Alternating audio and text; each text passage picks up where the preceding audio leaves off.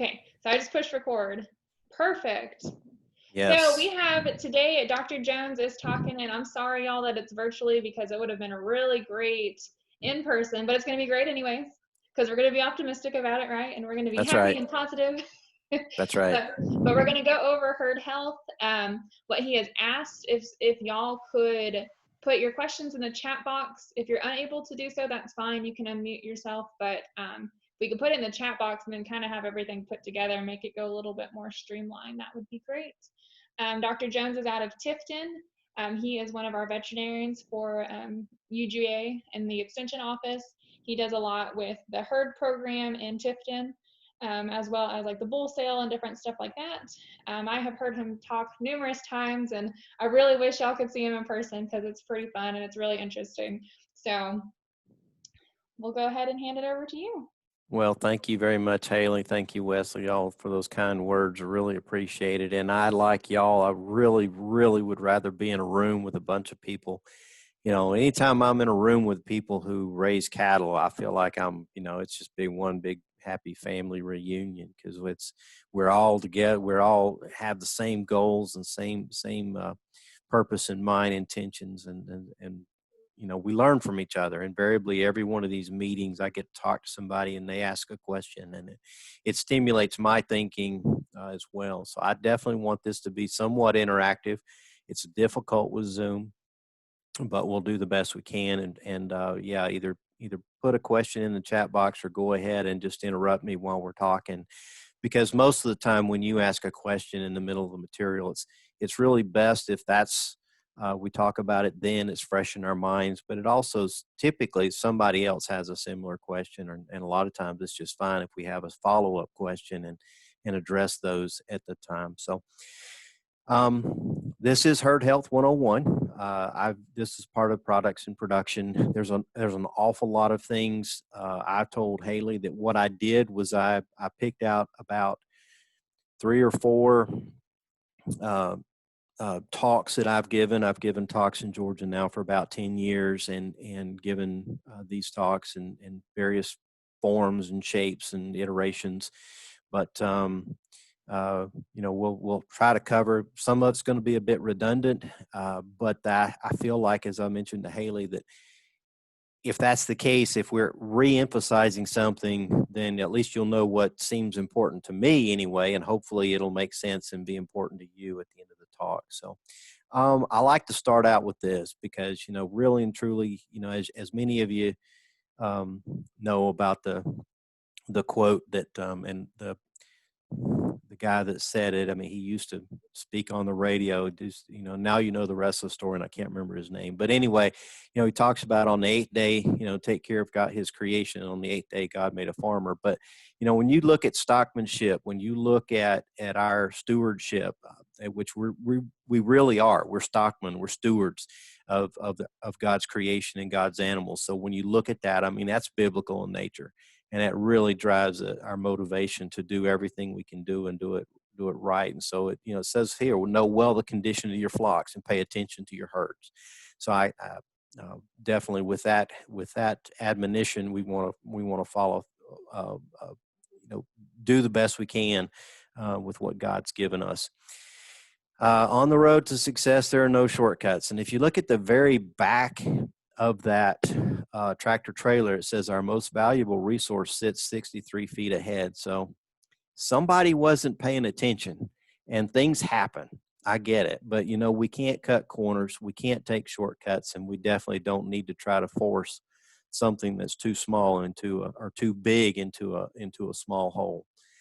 I saw this, a friend of mine shared this on Facebook the other day, and even though it's talking about baseball, it is so applicable to what we do when we raise cattle. I see a lot of people spend a lot of money on things and they miss the basics. Paul Howell's a great baseball coach, and says, you know what, you can spend a lot of money on a fancy bat, but if you don't have a $500 swing, that bat's not going to make you a better hitter. And it's the same thing with what we're talking about today.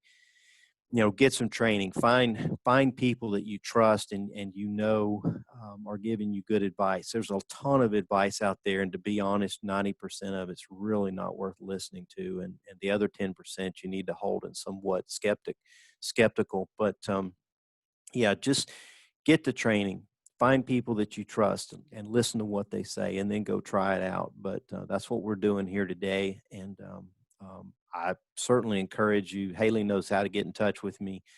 Call me, send me an email. That's fine. I love to answer questions. I love to help people out, and I even like to visit farms. So if I get a chance to do that, I certainly would be willing to come out and work on some things with you. So when we get started, as Haley mentioned, that some folks have 2 cows, some have a bunch of cows, some people are just getting started, some people have been at this for a while, some people are taking over a farm where maybe they've had relatives, a family, uncle, granddad, dad had an operation, and they're just trying to figure out, okay, what are we going to do? Where are we going to get started? And really and truly, the very first thing you need to do is kind of figure out what your resources are. What your land resources are. Land resources dictate how many cows you can carry. And here's a veterinarian talking about stocking rate. Why in the world would I do that? Well, stocking rate determines nutrition. And nutrition is at the basis of most of my herd health problems. So, review nutrition for sure. And I got a minor in nutrition, but just review that, because if our cattle are fed well, they don't have very many health problems. And then we can focus on production, reproduction, and production. Time resources. Most of us don't have time to be full-time cattlemen. I worked in Nebraska, and I've worked with a lot of full-time cattlemen, but most of us, including me, I've got 20 mature cows, including the bull, plus some stockers and some calves that I'm raising. And, I'm a part-time cattleman. So we don't always have time to do everything we can do. And then we got to determine our goals. What do you want? Do you want to just have cows? Cows in a pasture are cool. I mean, I love to go home and look at my cows. Profit may be secondary. We always want to get, if we're going to have cows, we always like to get paid a little bit, so it's not all an expense. Are we going to sell beef? That's what I do. Are we going to sell feeder calves? Are we going to sell calves at the sale barn? Do we want to make money? That's a silly question to most people, but when they sit right down and look at it, they may not be in the best operation. They may not be in the best enterprise for their resources. And what I mean by that is that when you really look at cow-calf enterprises, they only make money 2 to 3 years out of every 5. And so we're not always profitable. There are other enterprises that you can be in, whether it's stockers or even renting your land. But then you need to look at your budget. How much do you have to spend? I see people spend an awful lot of money on facilities. And to be honest with you, when you look at $100 profit margin on every mature cow on the farm, some people will never be profitable if they look at the actual direct cost of facilities. So make sure that you have adequate facilities, but don't spend too much. And then look at equipment, livestock, fencing, land, all those kind of things. How much are you going to spend? And we need things to be adequate. We want to be able to have the facilities we need to do what we need to do with our cattle. But at the same time, we don't want to spend too much. And then look at my operation. Do I need to be a stocker? Do I want to be a cow-calf operator? Am I going to be purebred? Those kind of things. And definitely find out, learn as much as you can about each one of these different enterprises and decide, really what's good for you. So when I show this picture, I say, okay, what's missing? Well, it's fairly obvious. A calf's missing. That was actually a first calf heifer of mine. She raised a baldy calf, and she weaned off about 65% of her body weight, which I was really proud of her. She did really good, and she bred back and had a calf 12 months later. So, but sometimes we get one shot at this, and we got to make sure that we do everything we can do to raise that calf, because if she misses during the breeding season, or if she gets pregnant and gets sick, or something happens infectious so we lose that calf, we really do have one shot at weaning a calf, and we got to make sure we're doing everything in our capability to raise those calves healthy, because that is our paycheck. That's the only way that cow can pay me back for living on my farm for 12 months. So when we look at the goals of a cow-calf herd health program, obviously we want to keep cattle healthy. Disease is a it's a robber of time and money. And obviously it's one of the worst things that we have to deal with when we have to treat cattle, other than perhaps mortality. But we would all rather have healthy cattle. We want to protect the fertility of the herd, and then we want to achieve optimal production. So I talked to farmers. I said, there's kind of three levels, if you will. There's sick cows. We want to move sick cows into healthy cows, but there can be healthy cows and not productive cows. We want our cattle over here on the right to be healthy and productive. So that's where we want to get our herd to. And then the other thing, when we're vaccinating cattle, one of the other reasons that we vaccinate cows a certain way is so that it gives us options on our calf vaccination program. And I'll talk a little bit about that in later slides. Really, there's two key elements. There's biosecurity, and that incorporates a lot of disease resistance as well as disease exposure. We want to reduce exposure, and we want to increase resistance to diseases, and then proper nutrition. I mentioned that early on. We want to make sure that our cows, if we're primarily forage based, which that's a great way to go. It's the least expensive way to feed cattle, is to have them go out there and graze and feed themselves. That's the best way. If we have those resources, we want to make sure that those cattle are fed appropriately. We've got adequate supplement when we need that, and that can be natural supplement or something provided in a bag or in a feed trough. And then we've got a good mineral program.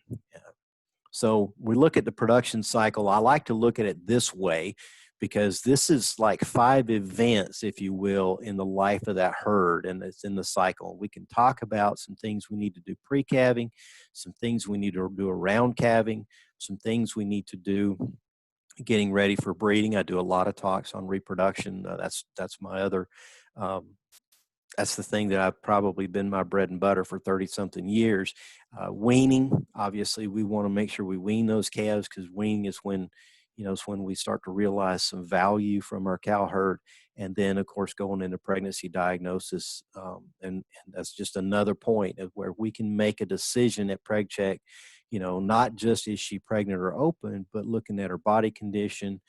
We can do some decisions right then with our herd health program, whether it's deworming or vaccination. So here's 5 events that I think is kind of key for us to look at timing for making some management decisions.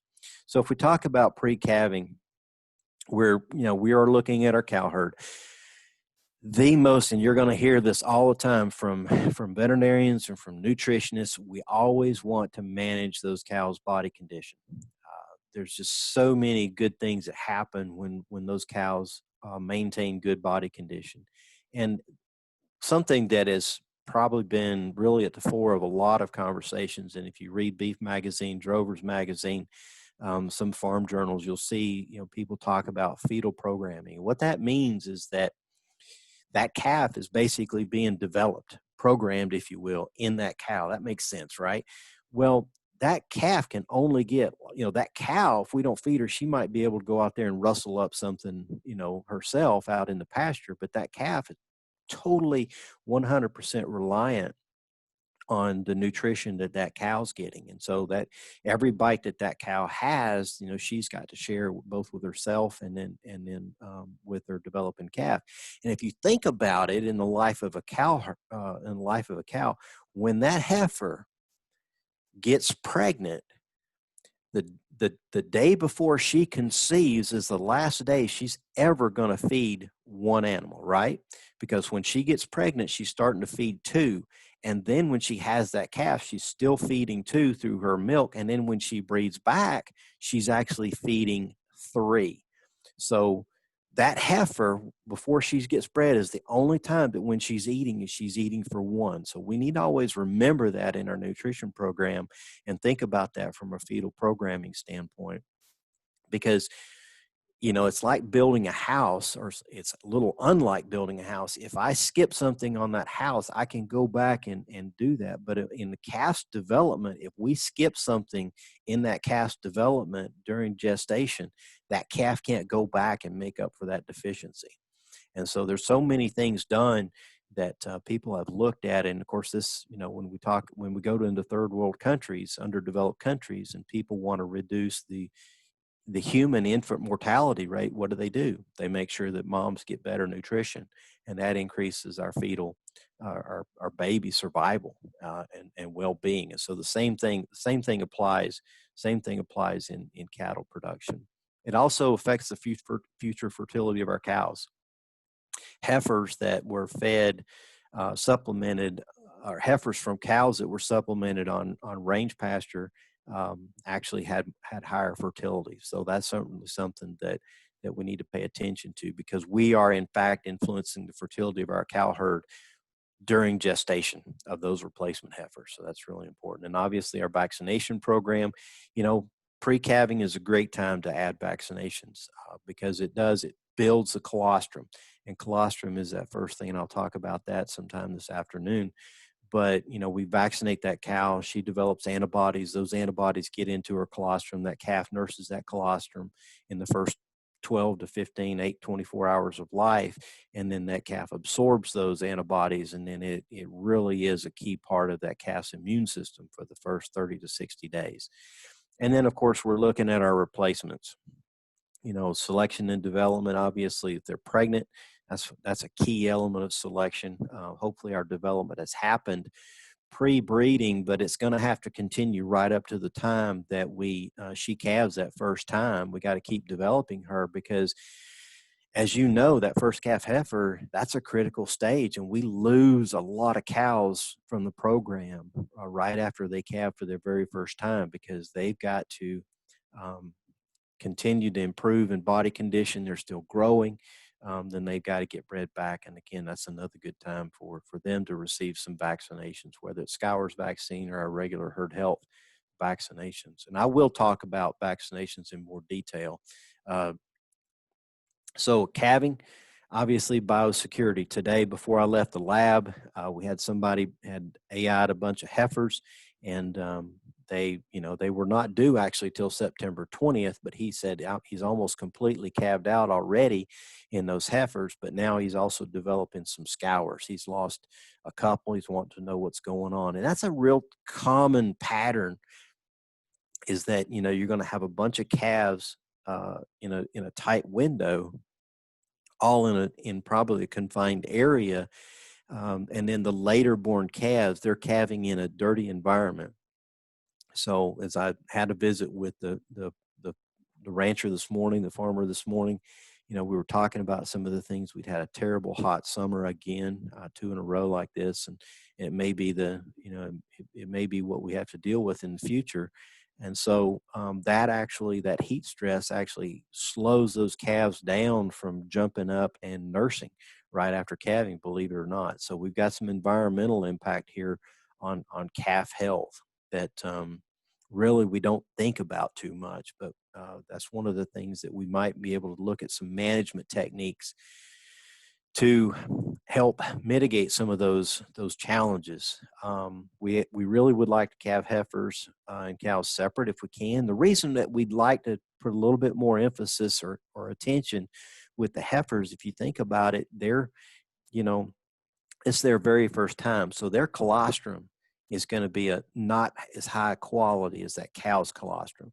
Plus, since it's the very first time that calf or any calf has gone through the birth canal, heifers tend to take longer at calving. And we know that the longer that calf takes in being delivered, the slower he is to get up and nurse. And so, anything I can do to help those heifers calve without any assistance, or provide some timely assistance, and then make sure that calf gets up and nurses colostrum, gets that colostrum, that's going to really pay dividends both in the health of that calf as well as obviously your checkbook, because we're going to wean more calves. So want to make sure that they have adequate nutrition leading up to that point. And then we're going to start implementing a pre-breeding program right into the calving season, because all these things, they overlap. It's not like we have one event separated from another event. We have these overlapping events and these overlapping periods. And so I maybe want to include vaccinations. If I didn't do any vaccinations at preg check time, this may be the time that I want to add vaccinations. A lot of people like to do a modified live when the cows are open. And then, of course, our bulls. This is more of a health talk, but it's a great time to do our bull breeding soundness evaluation. And I see a lot of effects of pretty subfertile bulls out there. A fertile bull can make my cow herd very productive. A subfertile bull, my cows kind of get strung out, and I'll have calves every 14, 15, 16 months instead of every 12 months, which, um, that banknotes needs to be paid every 12 months. And that bull's got to be doing his part to stay on the farm. Breeding, a controlled breeding season is ideal.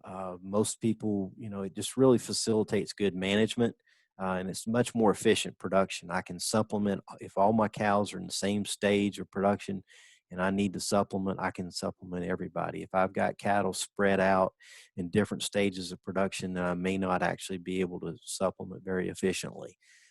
If I do any estrus synchronization, if I AI my heifers or even AI my cows, then this is a great time to start thinking about that. And then, of course, fertile bulls are critical, and our cows have to be in a body condition score greater than 4. We want them to calve in a body condition score 5 or 6, because they will lose one body condition score right after calving and during lactation.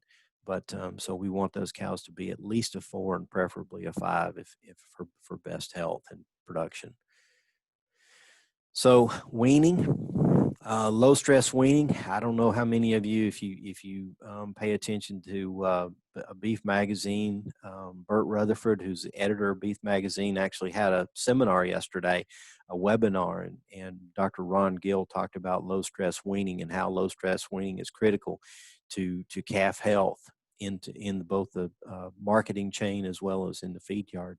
So low stress weaning, preconditioning programs, it's more than just vaccinations.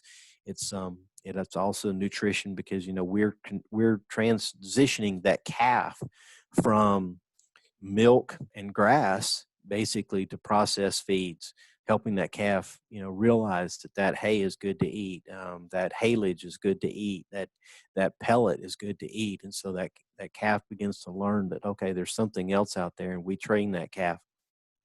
We're training that calf for the next person. Yes, I'd like to get paid for that too. I think all of us, if we're going to precondition our calves, we definitely need to make sure that we get paid. And I've got some slides in another, I think the next talk, that actually looks at calves sold in a value-added sale here in Georgia, not just out west where you hear a lot of this stuff talking about, but here in Georgia where farmers were getting paid premiums, significant premiums, at least premiums that would make it worth doing. Fence line weaning is something that I like to do in my own herd, but you definitely have to have a good fence. It's got to be, if you've got fence jumpers, that's not really a good process. But fence line weaning, basically that's weaning my calves on the other side of a secure fence from mama. They don't bawl as much. They do bawl, most of the time people say, well, calves are going to bawl 3 days, and that's pretty predictable. Fence line weaning calves tend to bawl for about 5 days, because they still see mother. They still have that hope that, well, if I can figure out, if I fuss enough, she'll find her way back over here to me. But fence line weaning is actually lower stress, and they have less problems. They eat more. They lose less weight at weaning, and they have less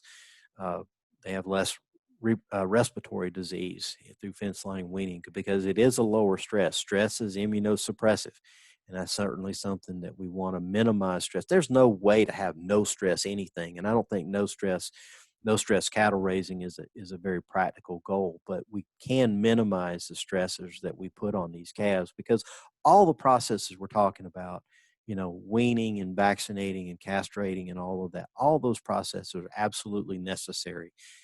and they're certainly worthwhile doing. But we need to remember that they have a negative impact, and we need to manage those things.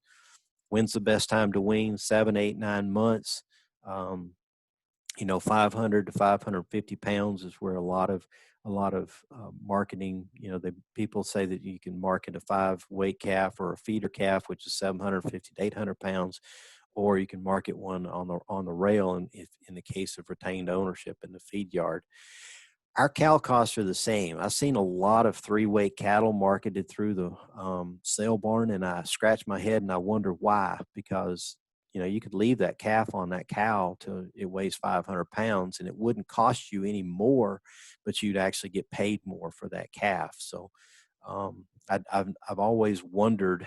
I did get actually corrected when I first came to Georgia, and I told folks that they needed to wean those calves at 7, 8 months, and the guy told me, he says, "No, you're supposed to wean them around 400 pounds." I wasn't going to change his mind. He wasn't going to change me. We just agreed to disagree, and that was the extent of it. But really, when you start looking at it, we give up a lot of dollars to the next person, because there's a lot of profit in that 400 to 500 pound range. And so if I sell calves, I try to make sure they weigh at least 600 pounds by the time they're gone. And I feel like I get my optimum amount from that calf. So yeah, the cow costs are the same. She's going to raise that calf. Now, the one time that I might say that it's really worthwhile weaning those calves lighter and earlier is if we're in a drought. If we're having to feed hay in the summertime, then yeah, go ahead and get those calves off those cows, because we've got to change our management because of the conditions. And then obviously, we can also wean calves, and it'll put body condition on those cows, and that's a really good tool to use. Pregnancy diagnosis, to be honest with you, about 75% of the producers in Georgia don't. They've done some studies. So we really don't know until that cow actually drops a calf or she doesn't drop a calf. And if you have inherited a herd, one of the things I would highly recommend is having somebody qualified and competent, because there's a lot of incompetent people out there, go through those cows with you and figure out what you got. Figure out who's pregnant, who's not, palpate those tracks, find out if that cow's even been productive. I preg checked a group of cows earlier this week, and I actually found some cattle with some infection. They had been palpated before and they got missed. So we were able to make some changes to management, but it was just a problem, and I got involved, and so we'll get some things straightened out there. But make sure when you get somebody to go through there and identify those open cows, make those culling decisions, check those teeth on those cows, make sure, if they're open, make sure that they can actually go out there and graze. They need to have a solid mouth of good incisors on that bottom arcade. Obviously, cattle don't have, they've got that pad up on top. They don't have teeth, incisors on the top. But we want to remove those open cows. I mentioned at the very beginning of this talk that know what your resources are. I don't want to be sharing very good resources with open cows. I just don't think that's a really good way to spend my money. And my pregnant cows, I need to make sure that they have all the resources that they can have. I had a neighbor that he had about 40 cows, not 40, but about 35 cows, and he only had like 15 calves out in the pasture. And so we went through and found some unproductive cows. He found he'd had a heifer that was in there. She was like 4 years old, and she was a free martin, had never had anybody palpate her. So we got rid of some unproductive cows. Now he basically sells almost the same number of calves as he has cows. So now his resources, his cow herd matches his resources, and his calf production now matches his cow inventory. So that's where we all want to be. As far as the ultrasound for preg checking, that's the gold standard. An ultrasound machine is expensive. It's, the minimum kind of machine that I use is about $16,000. There's not a lot of people that have ultrasounds, so finding somebody to do that is not always practical. A lot of information I can get using an ultrasound at preg check time if I'm doing it correctly. So then we kind of go to palpation. Again, there's some people that go to a palpation school and then they go out there and try to preg check, and they probably are not as accurate as they could be. Need some experience there. There is a blood test, and a blood test is very useful. It's a yes, no, maybe results. It's almost 100% right for opens, and about 95% accuracy for pregnant cows. So it's not perfect, but it's certainly better than not doing it. We actually have a facility called Oak Haven in Lamar County. They do preg check for blood for cows, and so they people from all over the southeast send it to them. So Okay. we're lucky in So our area; they can actually just go down the road and drop it off. yep. So you can drop it off. Yep. So there's some value in being able to preg check either that way. I mean, if you're going to work a handful of cows, 6 or 8 or 10 or something like that, then that's great. You can take those blood samples and send it in. If you're going to work the whole herd, you may want to get somebody in there with an ultrasound or palpation, because it's really nice to be able to make a shoot side decision. So it really depends on your situation. But yeah, I mean, for people that have a few cows that they need to check, people might have a handful of cows in one pasture and they're going to run those through. But the nice thing about shoot side decisions, if you're going to preg checked and whether or not I can go ahead and vaccinate her, or if I want to sell her. I don't need to spend the money on her deworming and vaccinate her if she's open. So yeah, there's some pluses and minuses to all of the different choices that we have here. But yeah, definitely worth doing. I think I'm going backwards. There we go. All right. So the different kind of animal health products that we talk about. So we got vaccines, and a vaccination program. A lot of people say, well, what do you recommend for a vaccination program? There is not a one size fits all vaccination program. There are people who can vaccinate cows once a year, and every time they do exactly the same thing. There are other people that might get to their vaccination program that might get skipped if it's bad weather. And then they've got other things that kind of take priority. So there's no one size fits all vaccination program. And when I sit down and ask them, a farmer, and I'll get into more detail for sure, but when I talk with a farmer about a vaccination program, um, you know, we got to kind of go through their goals, what they're capable of doing, what they want to do, because like I mentioned before, part of that vaccination program on our cow herd also dictates what I can actually use in my calves. So it's important to know that. Parasite products, manage internal and external parasites. So I'll talk a little bit about parasite management. Implants, do I want to use implants? Some people like them, some people don't. I don't see a lot of implants used in Georgia, but I also don't see a lot of people taking advantage of the natural raised calf getting premiums. So implants can increase weaning weights 20 to 30 pounds. So, that's an easy $30-$40, but you just need to make sure your premiums are there. But like I said, I don't see a lot of people implanting in Georgia. Some of the different supplements, there's injectable minerals, injectable vitamins, other products that are out there that can be strategically used. I don't recommend them as a all the time type of supplement, but you might want to use them pre-calving, at vaccination time, pre-breeding, that kind of thing. And then, of course, we talk about the antimicrobials. We do also talk a lot about antibiotic resistance, antimicrobial stewardship, and then how we can minimize our use of antimicrobials through our management. So let's talk a little bit about our calves and as far as our vaccines. So when we're looking at our calves 2 to 4 months of age, one of our biggest, the calves have already survived scours. I will talk about common diseases in another program later in this program. So I'll cover some of that later. But respiratory disease, is a 5-way vaccine. And so a lot of people talk about the virus shot as being a respiratory shot. Interestingly enough, IBR and BVD are also reproductive. So while I'm vaccinating my calves, I'm also developing my immune system in my heifers, my potential replacements. I'm vaccinating my steers. Hopefully we're going to go ahead and castrate by the time they're 4 months of age, because we know that causes less stress and pain in those calves while they're on mama, and that lighter weight. It's like Dr. Dan Thompson, who's now the dean of animal science at Iowa State University. He says the longer those bull calves have those testicles, the more attached to them they become. So we want to get them removed as quickly as possible. And by 4 months of age is better. I've heard farmers talk about, well, my bull calves wean heavier. If you kept your bull calves to 12 months of age, that would be true. But since we wean our bull calves, or wean our calves by the time they're 500 to 600 pounds, that added weight advantage of the testicles doesn't really kick in until almost 600 pounds.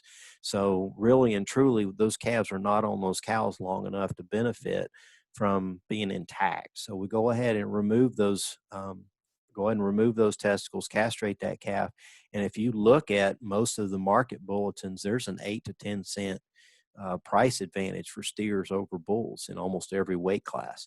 So, we give away, when we sell a 500-pound calf, if we get a 10 cent per pound advantage for that calf being a steer and not a bull, we give away $50 per head every time we leave a bull intact and take him to the sale barn.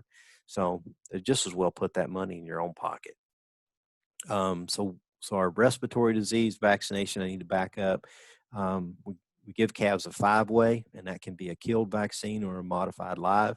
Should I add that Mannheimia pastorella? It really depends on your program. If you're retaining ownership, I think it's a good thing to do. It's a $3 shot, though. That Mannheimia pastorella adds $3 to every shot. So you may want to rethink that if you're selling calves. There's no real benefit to selling them, both from the price that you get paid or the next chain. But if you're retaining ownership and they're not going through a sale barn and then they're going directly from your farm to a feed yard, that Mannheimia might be worthwhile. Clostridial 7-way, this is the black leg shot. This is an absolute no-brainer. We still see calves dying from clostridial diseases, enterotoxemia, and black leg. And this is something calves probably need 2 doses. 1 dose early in life. I'll even vaccinate my own calves at birth with the Clostridial 7-way. If I'm banding calves when I castrate, we're going to have to add tetanus to that. That's not in the typical 7-way, but I can get an 8-way vaccine with tetanus. Make sure you read the label and it says that it has tetanus in it. So if it doesn't, you can get a tetanus, a CDT vaccine and use it separately. But a 7-way is very important. So I just tell farmers, says, let's keep things simple on the calf program. They get a 5-way and then they get a 7-way. So it's real simple. But they need both of those. And if you're given killed, you really need to follow up a month later with a second dose. And then we come back in pre-weaning or at weaning with another round of vaccines. So I like to see all my calves get at least 2 rounds of vaccines. And then if you sell them through a value sale or something, they want 2 rounds of modified live in those calves. So I can use a modified live in my calves if I have used modified live as a heifer in my cow herd, or if I'm still using a modified live in my cow herd.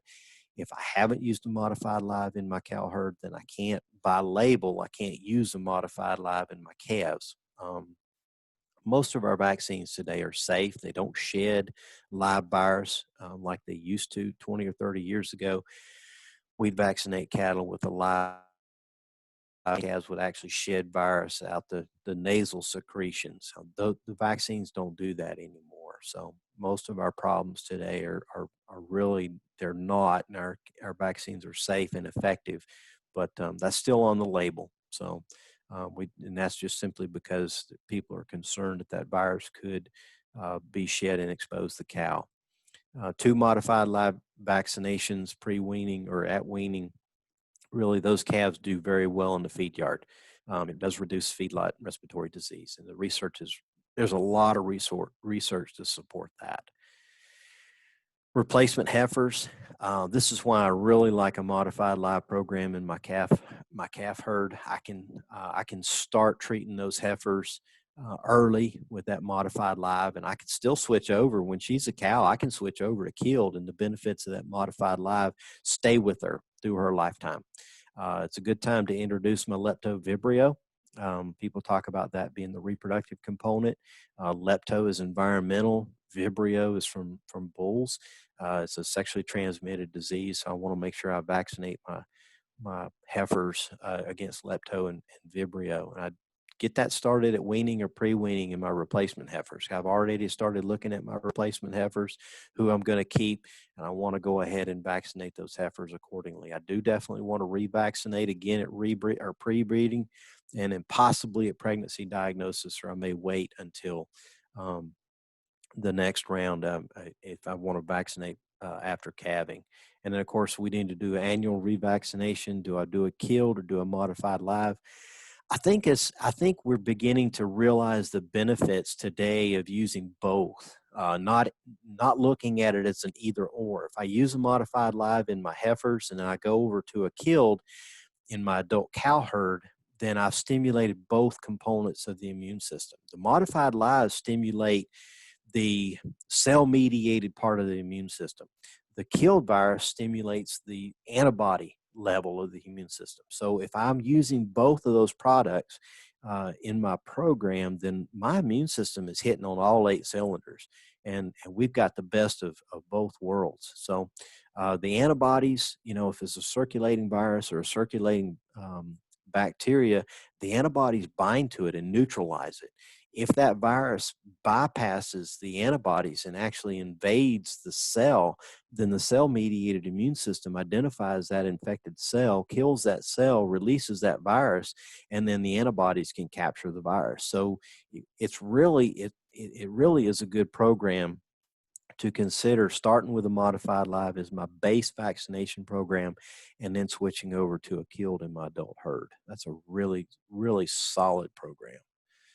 Cow herd vaccinations usually really only need annual boosters, and I really like to use my killed in that. So whether or not I'm using killed viral vaccine or modified live depends on the previous vaccinations.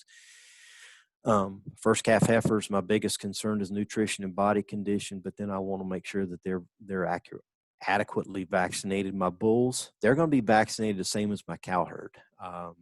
Now, if my bulls have come from somebody, I want to really know when I buy that bull, I want to talk to that producer, and I said, how was he vaccinated? What products did you use? When did you give those vaccines?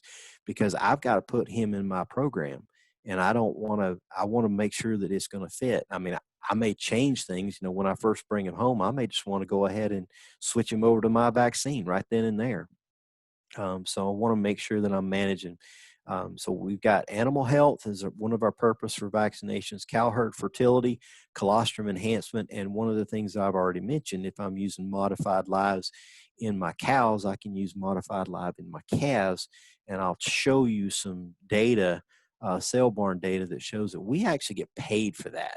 We can now in Georgia, there's proof that we can get paid to vaccinate our calves and sell preconditioned calves. That hasn't always been the case. I've preached this for 20-something years, and a lot of farmers would validly say, Lee, Doc, I can't get paid for that. Why should I do all this work and spend that money and the next person get the benefit? And I get that argument.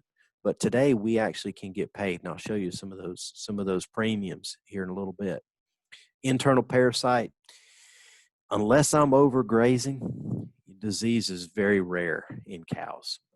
Most of my cow herds, and as a matter of fact, I don't recommend, and I'll talk about some more about this, but I don't recommend deworming mature cows if they're in good body condition. Save your money. If a cow's in body condition score 6 or 7 and weaning a calf, why would I bother deworming her? Save that $4, that $3. And if you're using generics, that was only 50 cents, but it's the worst 50 cents you'll ever spend, because the generic pour-on dewormer is not doing anything. And I've got good data that shows that our generic might drop the worm load, if there is a worm in that cow, might drop the worm load maybe 1/3. And if it's that poor, it's a complete failure. You say, well, at least it's cheap. if I'm getting my cows in and I'm pouring them, it better do something, because that's a lot of work and a lot of aggravation. If it's not working, it's too expensive, no matter what the price, no matter how cheap it is. Internal parasites can pull, like this picture here, can pull cows down. I see that a lot in first calf heifers. That is a group that probably does need to be routinely dewormed. It really depends on the production group. Weight loss, production losses, those are definitely, if I have parasites, if everybody's thin and my nutrition has been questionable, chances are it was nutrition. But if I've got one or two cows thin and everybody else is in pretty good shape, it might be parasites, and that would be worth deworming. Using parasites almost like we're using our antibiotic, and just using it as a treatment versus a routine expense. The ones that we think about the most common: Ostratasia, Homuncus, Trichostrongylus, Cuperia, and some Nematodirus.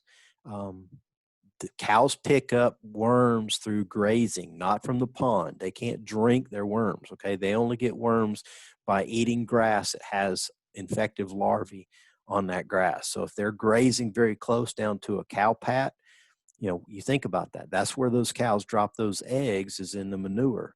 And so if those cows have to graze close to a cow pat, if you go out there, is there a question in the, oh, something just kind of showed up on there. So if you walk out in your pasture, most of the time those cows don't graze very close to that cow pat, do they? There'll be a little bit of high grass right around it. So they leave that alone if they have that choice. But if we're overgrazing a pasture, those cows are going to be hungry, and they're going to graze right up to that grass that's even growing through that cow pat. And that's when they get the worms. So it's really important, as we monitor, y'all had your forage talk, we monitor our forage height. If you can keep cattle from grazing 4 inches, then most worms are fairly lazy. But you think about how little they are. Maybe that's not fair to them. You think about how tiny a larvae is. If it's going to climb up 4 inches, that's probably equivalent to you and I climbing up maybe the Empire State Building or something. But that larvae is not going to climb up that stem that far. So if that cow doesn't have to graze down below 4 inches, chances are she's not going to come in contact with the larvae. Calves the same way. Calves are really not going to start grazing much until they hit 200 to 300 pounds. And so if you're deworming calves younger or lighter than 300 pounds, you're probably wasting your money there. What I try to do is I try to help people use their products strategically and not spend any more than they have to, because all these products cost money. And there's no sense in if we want to get some value from our products, we want to make sure that we're using them effectively. The worms can definitely, this is a bunch of cysts in the lining of the abomasum, the true stomach of a cow. So you can see what kind of damage that should be nice and smooth, and it's not.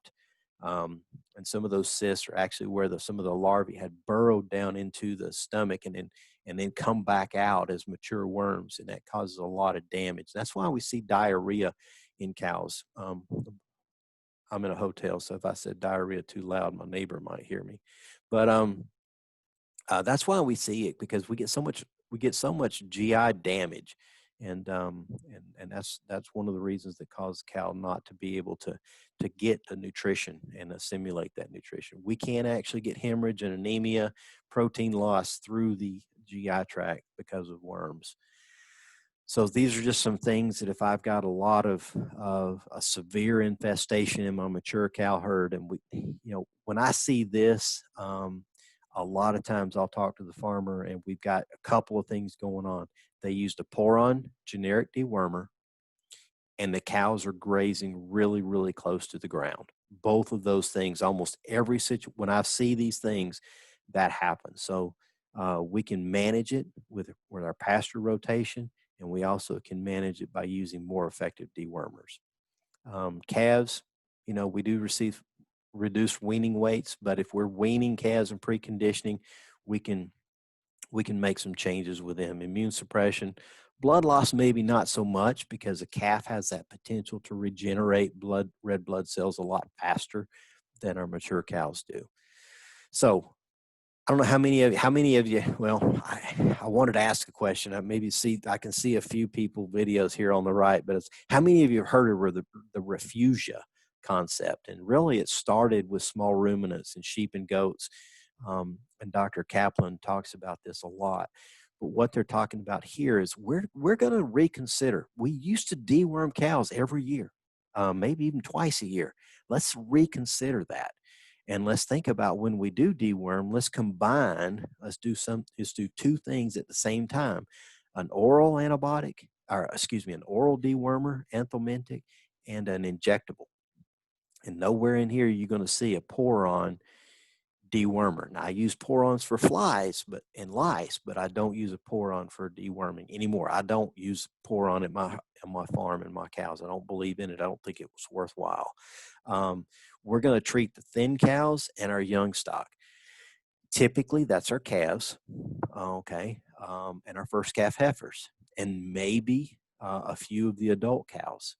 If I have to treat a cow every year for worms, I might want to think about putting her on the potential cull list because that may not be genetics that I want to keep on my farm. But if cows don't need it, if they're in really good body condition and they're weaning a pretty good sized calf, why would I deworm her? Now let's think about this for just a second.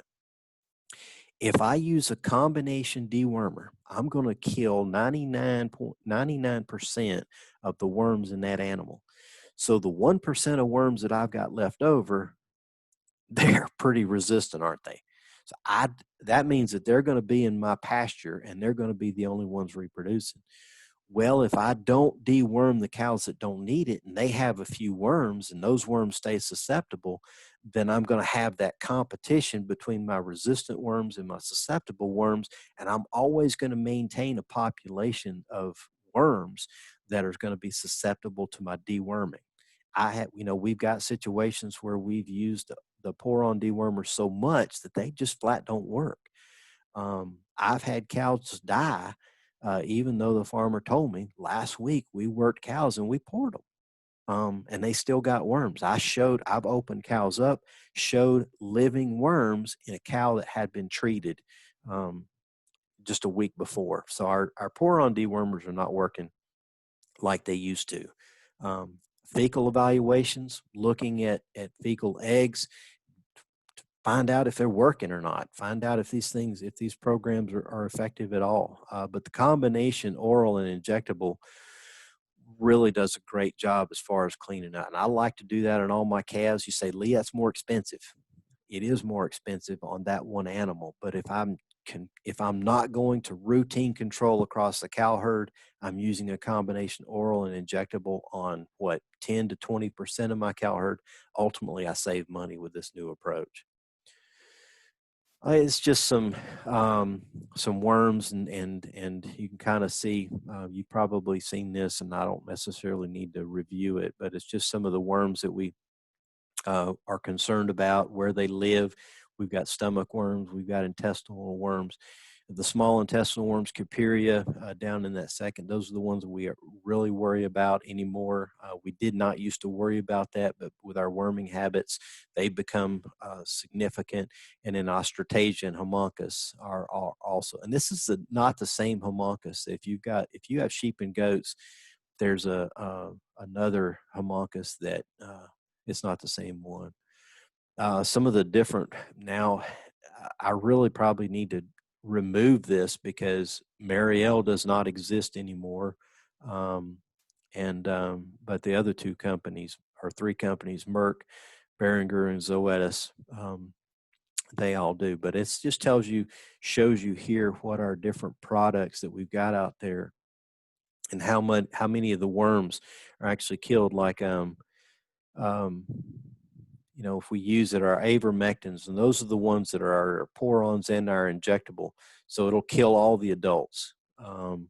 It kills the immature, but it varies amongst Cuperia. Not all of them. But if we go over here to albendazole, that's valbazin. That kills everything. Fenbendazole, it kills just about everything except for the type 2. So we have to double the dose. So oxybenzone, kills most of the immature. So you can see some of the efficacy of our different dewormers in this chart. So when do we recommend deworming? We used to recommend the holiday program, either Easter, 4th of July, or Thanksgiving. And so it's pick one, but not all. So when do we do that? Well, if we do it at Easter time, that's right before we turn cows out to grass. We've got grass growing in Georgia, and we start turning cows out. So we turn cows out. Hopefully they're cleaned out, or they're going to pasture and they're not going to pasture with a bunch of resistant worms. 4th of July, that's important because with the type 2 ostratasia, that's right before that type 2 ostratasia emerges from the lining of the intestine. And we go ahead and kill those larvae before they cause a lot of intestinal damage. And then Thanksgiving, that's when our pastures change, or they have changed.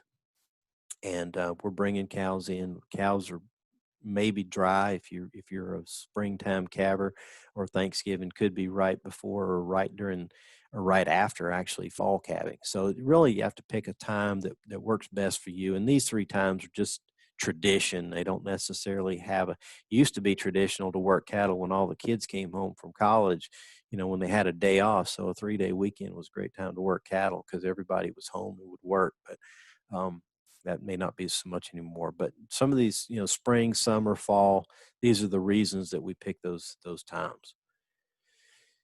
Any questions about what we've covered so far? I'm going to get a little bit more into vaccines into the next program, but I'll jump on cattle flies. Okay.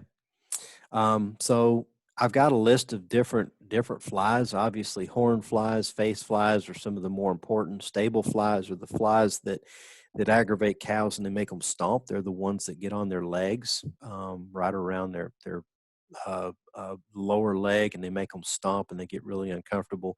And then those cows are going to actually go stand in the pond so they can protect their legs. Fortunately, they're only around for a short period of time for the most part. Horn flies are around the whole summer, and they'll actually, we had horn flies in South Georgia all year last year. Face flies, one of their big problems is they're going to cause some, they do spread things like pink eye, Moraxella bovis bacteria amongst our cows. House flies are not really that big of a problem necessarily, but they do sometimes act like face flies. Horse flies, those great big flies, and deer flies, they will aggravate the cows, but there's really not much we can do unless we use some pour-on products. So the adult horn fly spends most of the time on cattle, resting and feeding. The females lay eggs in the manure, so as soon as that cow has a bowel movement and poops, that somehow or another, that female horn fly knows that, jumps off the cow, goes right down to that manure pat and lays her eggs in that fresh manure pat. And it takes about 14 days. What happens is that the larvae hatch, and then they develop, and then they go right to the next cycles. It may take 14 days. And so sometimes this is that really quick turnaround cycle is one of the reasons why if we're using a really aggressive pour-on program, about 3 to 4 months later, nothing works. We've used ear tags and we've used pour-ons, and now we have nothing that works. I can pour my cows and they're going to have just as many flies the next day as they did the day that I poured them. So they're blood feeders. It actually causes cows to bunch up. They irritate cows so much that the cows will actually bunch up and they won't graze very much. They'll try to bunch up for protection. The cows on the outside are actually the ones that end up getting most of the flies on them, or the flies get down on the belly during the daytime trying to find a shady spot, or on their back in the mornings. So cows, it'll reduce their grazing. If cows are bunched up, calves can't nurse. If cows are bunched up and they're pooping in the same spot, then they end up standing in a bunch of manure. We can see increased foot rot problems. And all these things are caused by hornfly infestations, the aggravation of these flies. How we control their pour-ons and sprays work really good. You get about possibly a 2 weeks You know, some people say you can get a 6-week control with a pour-on. I have yet to see a pour-on that works that good. This is one of the reasons that people use a lot of generic ivermectin, because it will give you great knockdown on horn flies. That generic ivermectin does get in the bloodstream of cows, and it will kill adult horn flies for 2 to 3 weeks.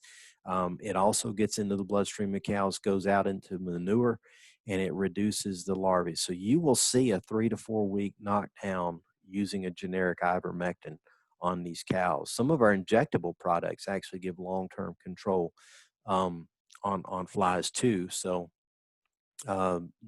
it's still very effective against our flies, just not very effective against our worms.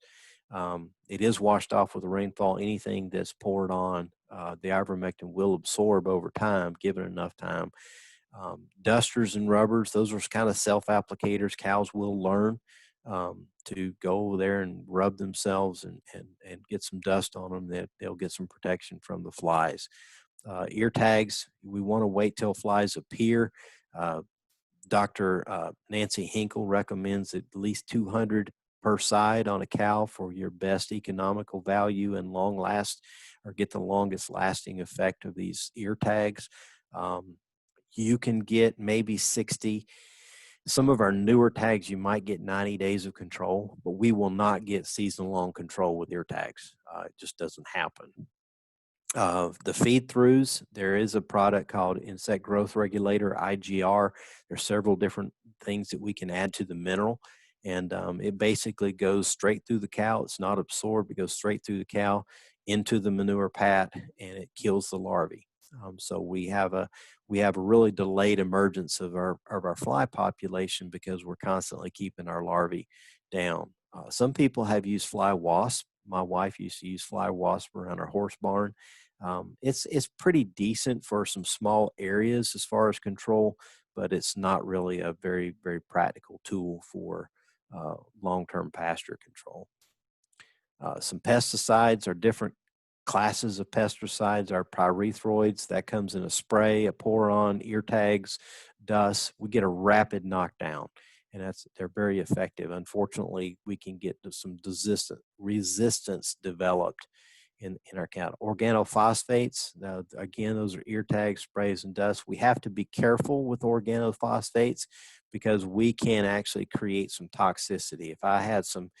If I used a double organic product, if it was in the ear tags and then also use something as a spray, we can get some toxicity, and you'll look at that. Those cows will develop some staggers. They'll salivate. They'll develop some diarrhea, and we have to be careful about that.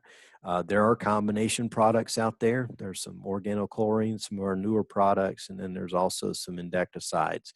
So you have a variety of different. We want to make sure that we probably use a rotation here so we don't develop complete resistance. And then again, like I said, a few flies may not be worth treating, because if we try to kill every fly on that cow, the only thing left to reproduce is going to be our resistant flies.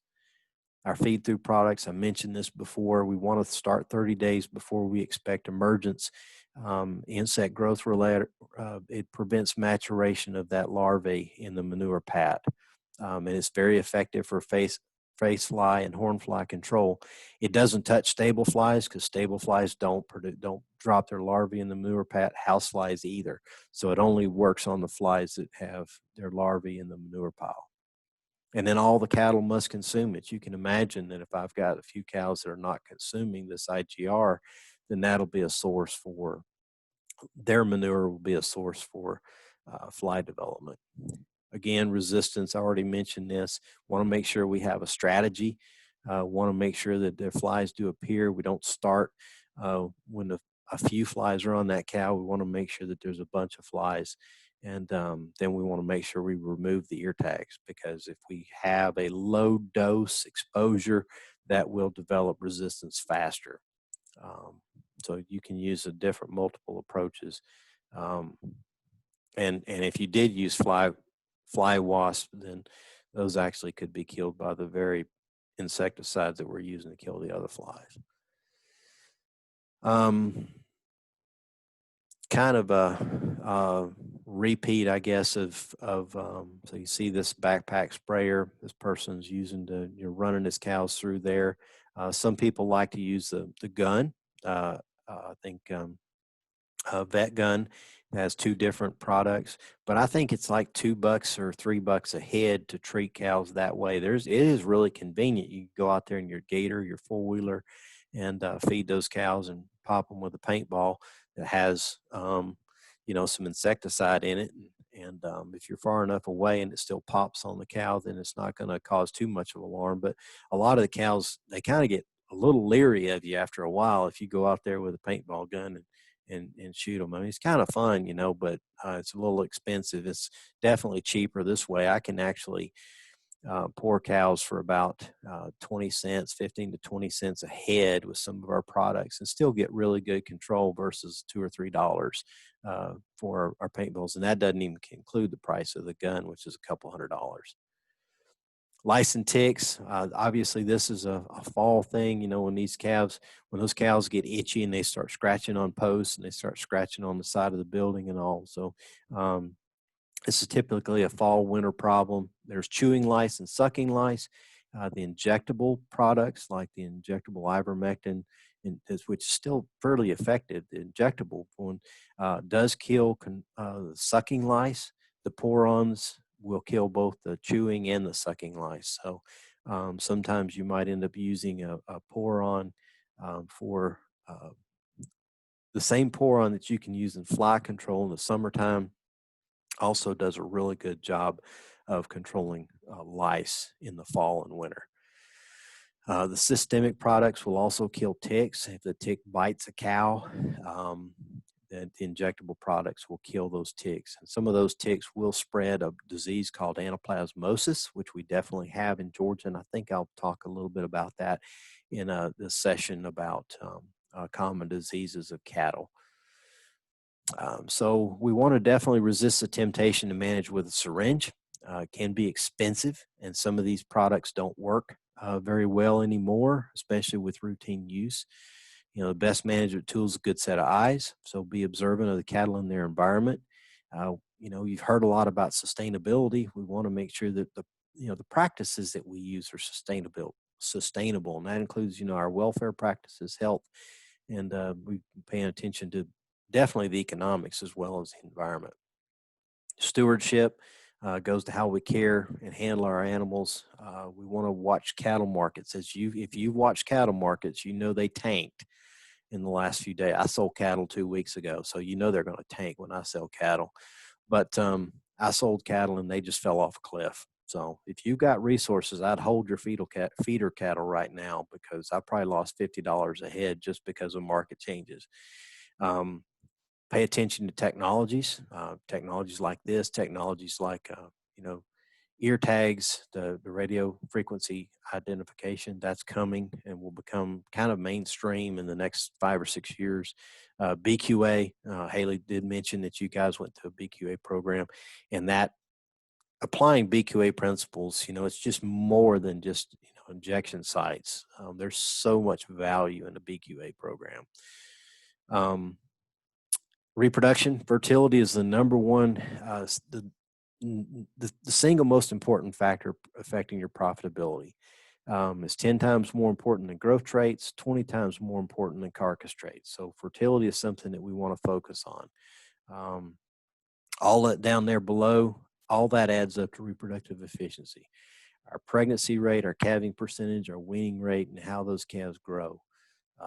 You can get all our cows pregnant. We want to make sure as many of our calves successfully as possible, and we want to wean as many calves as possible. But this was in here, even though I looked at it yesterday. I'll go ahead and go through it. I know y'all have had a reproduction. Have y'all had a reproduction program yet? No, we've done nutrition and evaluating, and then BQA. Okay. Well, this will be good information then, because like I said, if I go back and I mentioned this about fertility, this, in a cow-calf situation, reproduction is production.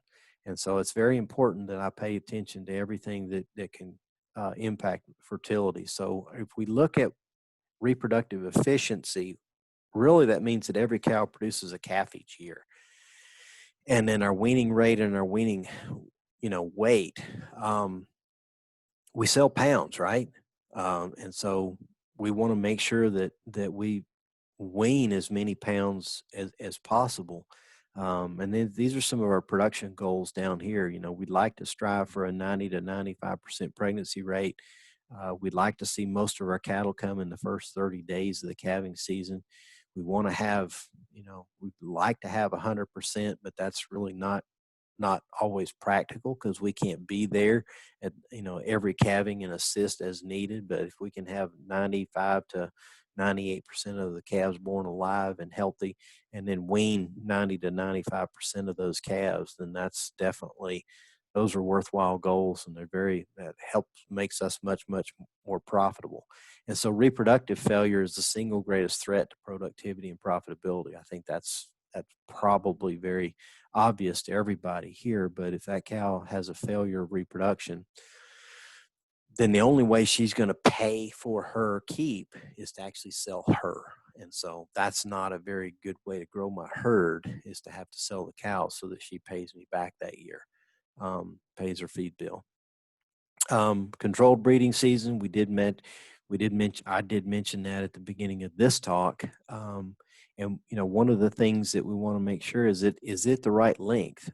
People have talked about 60 days, 90 days, 365 days is probably not practical, but a lot of people do that. Cow herd fertility depends on what my controlled season is going to be, and obviously bull fertility. So strategic preg checking, I've already mentioned that. I've already talked a little bit about that already. So let's talk a little bit about causes of herd infertility or poor fertility. And it's going to be a higher than expected number of open cows. I'm going to have cows calving kind of longer than I normally do. A drought year might put me behind. Have a lot of late bred cows, and so some of the reason that can be is that cows get old. I've talked to people and asked them how old a cow is. Well, she's 6 years old. So she's been 6 years old for 6 years. So it surprises farmers sometimes that cows actually do age another year. I mean, it just kind of like, oh yeah, she's 10 years old, she's 12 years old, and so if she doesn't breed back, then age might be definitely a factor. If I have some of my cows not cycling, that can be because I had cows that calved late, that calved in poor body condition. They're very young, first calf heifers, takes them longer to breed back. So I want to make sure that I'm watching for those kind of things and managing them correctly. Inadequate nutrition is the number one reason I see cows either being open or breeding late. Bull problems. The number of bulls that I've worked on this year, 2020, has been interesting. Maybe 2020 is just one of those years, but I've had a lot of people contact me with problems and say, can you check my bull for me? I think,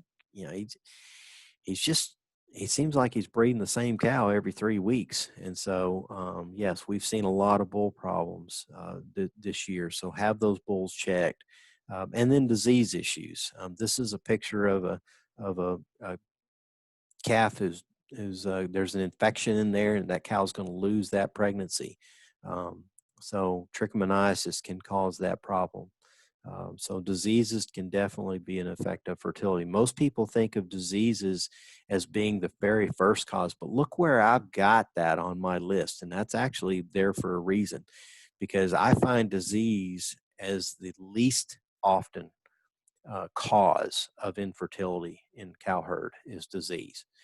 Not to say that doesn't happen; it definitely happens. But I find these other reasons more common than I find disease.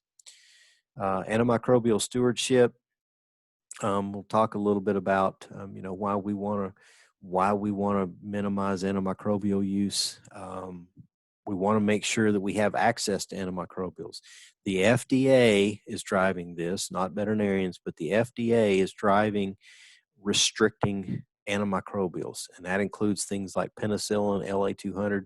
Those things will no longer be available over the counter. That's coming. We can't do anything about it.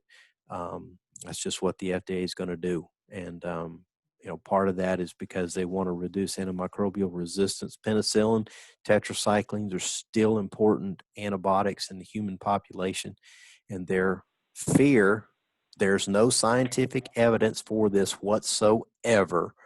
I'll say that again. There's no scientific evidence whatsoever that people get antimicrobial resistant infections from cows. Doesn't happen. Okay. But that's not going to change the politics of their actions. Just is what it is. So over the counter, again, that's gonna be by the wayside probably over the next 3 years, and then everything is going to be script. We know that the oral products have gone veterinary feed directive, which is a form of a script. As far as labels, you guys probably saw this on your BQA talk, but definitely we want to follow the label. When we talk about dose, most of these products, including our dewormers, how do we dose them? We dose them by weight.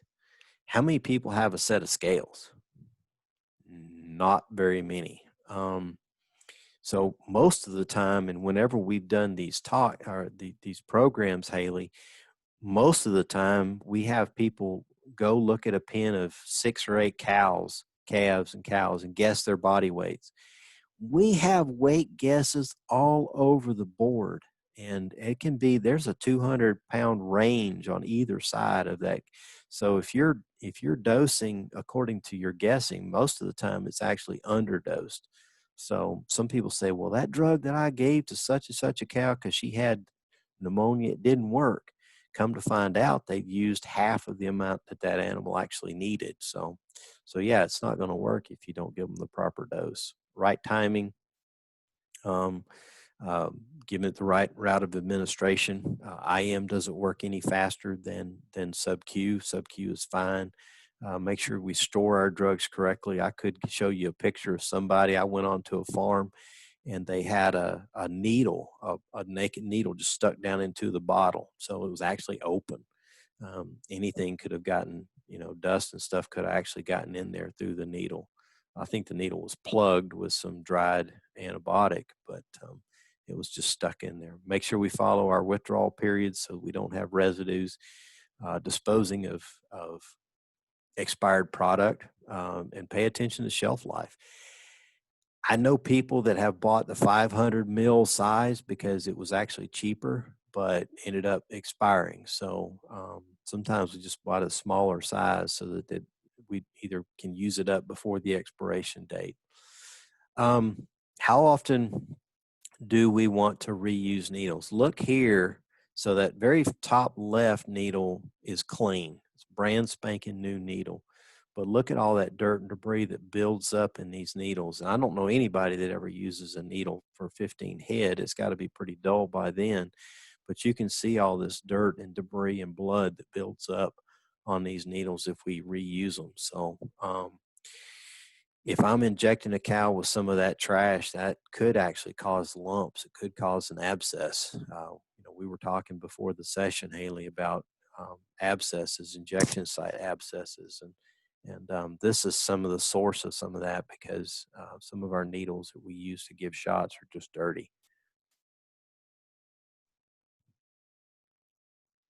Okay, the veterinary client-patient relationship, that's required. FDA requires that. It's a certain, the definition is, the veterinarians, our primary role is to help the client design programs to reduce the need for antibiotics. And then if you do need it, then you can get a script. But again, veterinarians are supposed to be involved in that whole process. And this is something that that's put on top of us as a responsibility as veterinarians. Sometimes I know farmers get a little aggravated with me if I want to follow the rules, because they're like, well, can't you just get me the drug and call it good? Well, I ask 1,000 aggravating questions. So more on the VCPR, and this is just something showing, how antibiotics develop resistance. They can like here. Sorry, I was fixing to point. Y'all can't see that, but my pointer shows up, doesn't it? Okay, so some bacteria can actually inactivate the drug. They've got enzymes in there that inactivate. Some of them just actually pump, even though the drug gets into the cell, it's pumped right back out, so it can't get to its activity. In this case, I mean, some of the antibiotic can't actually penetrate.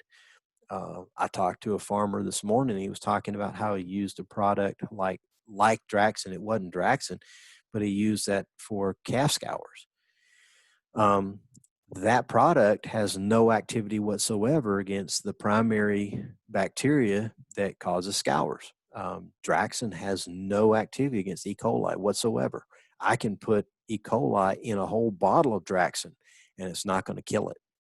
So there are some drugs that don't work against some of our bacteria just simply because they're not effective whatsoever. So sometimes, you can see here is this the alteration of the drug target. So there's several different ways that bacteria can evade being deactivated by antibiotics. And so one of the things we don't want is to have a bunch of bacteria floating around in that animal that's resistant to our bacteria, or resistant, to our antibiotic. So let me switch. Let me switch over to this one.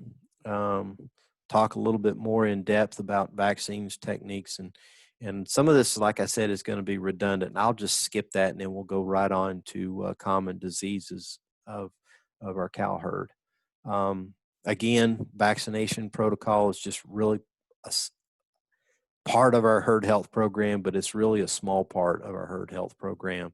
There's a lot more to it, nutrition being on top of the list. I'm not a nutritionist. I don't play one on TV, but I do understand that good nutrition is an important part of reproduction as well as the herd health program. Preventative health includes biosecurity.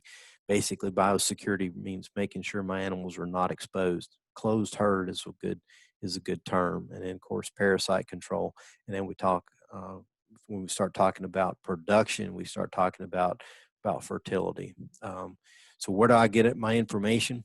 A lot of people get information from other farmers. If you're on social media and you see a site and somebody asks a question, I have given up trying to help people see the error of their advice, because a lot of times people don't like to know that they're wrong, but there's some bad advice out there. The internet can be a great thing and a bad thing. It just depends on the information, and double check that information. Folks like Haley are obviously great resources. Veterinarians, great resources. If you have a relationship with one, publications can be some really good resources. I definitely learn a lot. Industry salespeople, farm store personnel used to be, and it depends on the farm store, but there's sometimes you go into Tractor Supply and you ask them for something and they would look at you like, well, I can take you to that section, but I don't know much about those products. And that's just kind of common where we are today with people that really have been off the farm for a long time. So when I talk to people about a vaccination program, a farmer says, okay, I want to get on a vaccination program. I need to know who we're going to vaccinate, what we're going to vaccinate with, what we're going to do, what's our purpose there, when are we going to vaccinate, and why. I mean, people say, why? What do you mean, why? I mean, I want to know. I want to know, why do you want to vaccinate? Do you want to, are you, is this a vaccination program for the cow's benefit? Are you vaccinating for calves that you're selling? So why are we vaccinating? And then it starts making sense. And then that's going to dictate really if I use any one of these on here or if I use a different.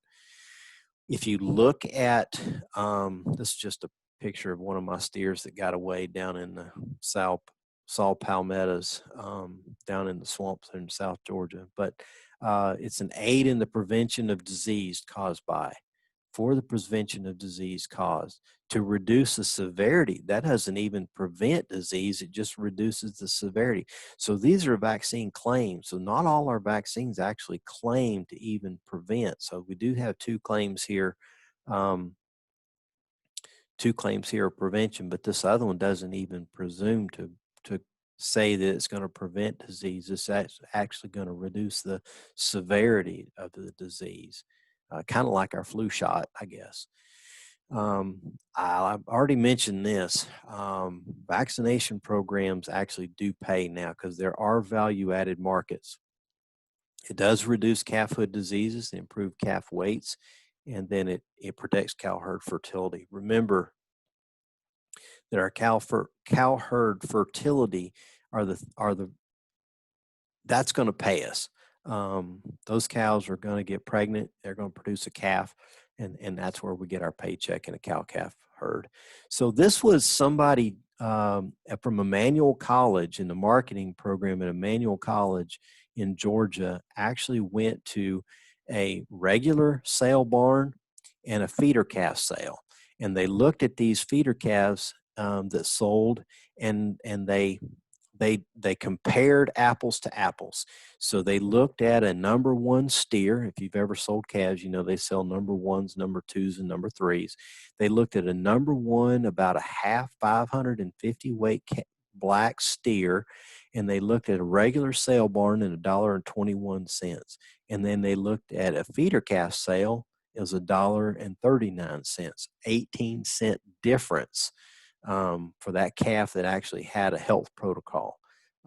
Look at this, 18-cent difference in that 6.5 weight steer calf. Come down here to a 550 heifer and a 12-cent difference. Okay, so we're, even though it's lower, it's still better. There's another heifer, 9-cent difference. This one was a number one colored heifer, and that would have been red or painted, had some, maybe a red white face or something, 460 pounds. Through the regular sale, $1.08. Through the value added sale, $1.32. So 24-cent difference. Here's 22-cent difference on those lighter weight heifers. This one was 31-cent difference. That's wow. So there's a little bit more difference in these lighter calves and these bigger calves. But, it used to be what farmers would say, well, I can't get paid for a vaccination program. Well, here, this is a Georgia sale barn. So he did it again the next month, and look at this. So he looks at a 560 pound black steer. At the regular sale was $1.23. At the feeder calf sale, which had a health protocol and an ear tag, 19-cent difference. A 6.5 weight, 24-cent difference there. Come down here, some of these lighter calves, black heifer, 17-cent difference, 20-cent difference here in this heifer. So you can see where these preconditioning programs and vaccination programs are actually paying people. So you can look at this. If this is, this is 25 cents on a 400, that's a little harder math than it was something if it was rounded off. But, that's almost $100 or $120 difference in that calf, in the price of that calf, just from a vaccination program. So we're actually seeing today that these vaccination programs in our calves, if we're selling calves, I don't understand why people would want to sell a 450 pound calf, but we're seeing those better prices for vaccinated calves with health programs. So it definitely pays to vaccinate our calves.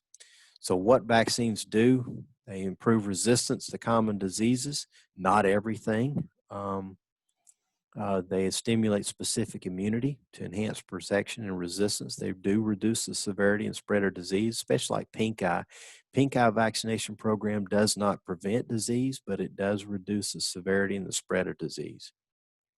and improves the value. So what they don't do, they don't make up for inadequate management, poor biosecurity. In other words, I can eventually, even if I had a good vaccination program, I could eventually expose that calf to enough stuff to make it sick. Substitute for basic natural immunity, and then working animals in poor body condition, our vaccines typically don't work. They don't work in stressed animals, and they can have negative side effects if not used properly. So, all right, let's talk about uh, what kind of vaccines. So, am I going to use a killed vaccine? Am I going to use a modified live? So, if I'm going to use a killed, this is what this here down here. I give the first dose. I get a very slight increase in antibodies. I come back 3 to 4 weeks later after the first dose, and I give that second dose, and you can see how the difference. And that's why we recommend in a killed vaccine, that's why we recommend that second dose, because if I stop with the first dose, I get a very, very low response. But that second dose, called the memory dose, or the excuse me, the anamnestic response, that gives me a much better response. So that's why. But now this is only for killed, because a modified live works very, very different. Modified live, the very first dose usually is like this kind of response to the cells, but I've got cows that don't respond. We can have as much as 30 to 35% of the cows not respond. So we have to come back with a second dose, hoping that some of those cows that didn't respond the first time will respond the second time. So that's why we revaccinate with a modified live. Bactrin toxoid, that's what our 7-way is, a Bactrin toxoid. It's not a viral vaccine at all. It's a Bactrin toxoid vaccine, and it tends to respond the exact same way as a killed vaccine does. Intranasal, that goes as far as the mucous membranes in the nose and the upper respiratory tract, but it doesn't actually get systemic benefit into the cow. So we got viruses. That includes what IBR, or infectious bovine rhinotracheitis, or also known as bovine herpes virus, BVD, bovine viral diarrhea virus, BRSV, bovine respiratory syncytial virus. So those are some of the viruses that we need protection from. Clostridial vaccine includes, a blackleg, enterotoxemia, some of those things. Leptospiroidiosis is a reproductive disease of cows. It affects their kidneys and reproductive tract. Vibrio, sexually transmitted disease in our cows, and so that's some of our vaccines. Should we use Scour's vaccine? I've seen Scour's vaccines used effectively. It's a little expensive. If there's other ways to change that, we would definitely do through management, but sometimes we have to use Scour's vaccine. Pink eye vaccine, a lot of times people are going to use an autogenous, and I don't have time to really get into that today, but autogenous vaccine is where you actually take samples from your own cows and develop a vaccine from those samples. Sometimes it's a bit more effective than what I can get off of the store shelf. What's the best vaccine to use? Vaccines are different. I talked a little bit about using killed and modified live in combination over the lifetime of the cow, not at the same time, but over the life of the cow, and how that I can get the benefits of both types of vaccine in my cow herd. So each thing does different things to stimulate protection. Using the wrong vaccine in our situation is a waste of money. Using a modified live in pregnant cows, if they've never seen a modified live, can actually cause some cows to abort. So I have to be careful there. And everybody needs to protect us. Again, the 7-way is a no-brainer. Anything more than that is really herd specific. Again, I already mentioned these viruses, bovine herpes virus. Although this is a picture of trick, this could also be a calf that was infected with a virus. If a cow's not protected, particularly BVD, BVD will kill the pregnancy and cause that cow to abort. Bovine BRSV and PI3 are not reproductive diseases. They're just in there in that vaccine. Rota and Corona, Not that this is obviously not the same coronavirus that we're having to deal with right now in the human population, but they do cause scours in calves. Coronavirus can actually cause respiratory disease in calves as well. This is a list of a lot of different bacterial bacterial vaccines.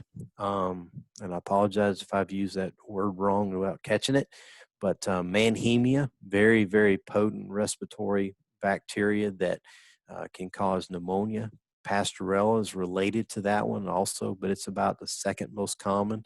Histophilus, I don't usually vaccinate against Histophilus, and of course Mycoplasma is in there as well, and I don't typically vaccinate against Mycoplasma. So these two I sometimes will include, especially if I have a retained ownership program where I'm actually taking my own cattle to the feed yard and feeding those out and then selling them. I'll probably include this in the vaccination program of my home raised calves. Pink eye, Moraxella bovis, Moraxella bovaculi. People feel like they get better protection if they use both of those in combination in the same vaccine. And so a lot of times you're going to see now a vaccination program that includes both of these, not just one or the other. Reproductive, we don't have Brucella abortus in Georgia anymore. We did about 30 years ago, but we've been eradicated for a long time now in Georgia. Probably even more than that, might have been 35 years ago. But there are some places that still have it. Don't necessarily. I used to vaccinate my own heifers for it, but I don't anymore. Leptos, definitely something we need to vaccinate for.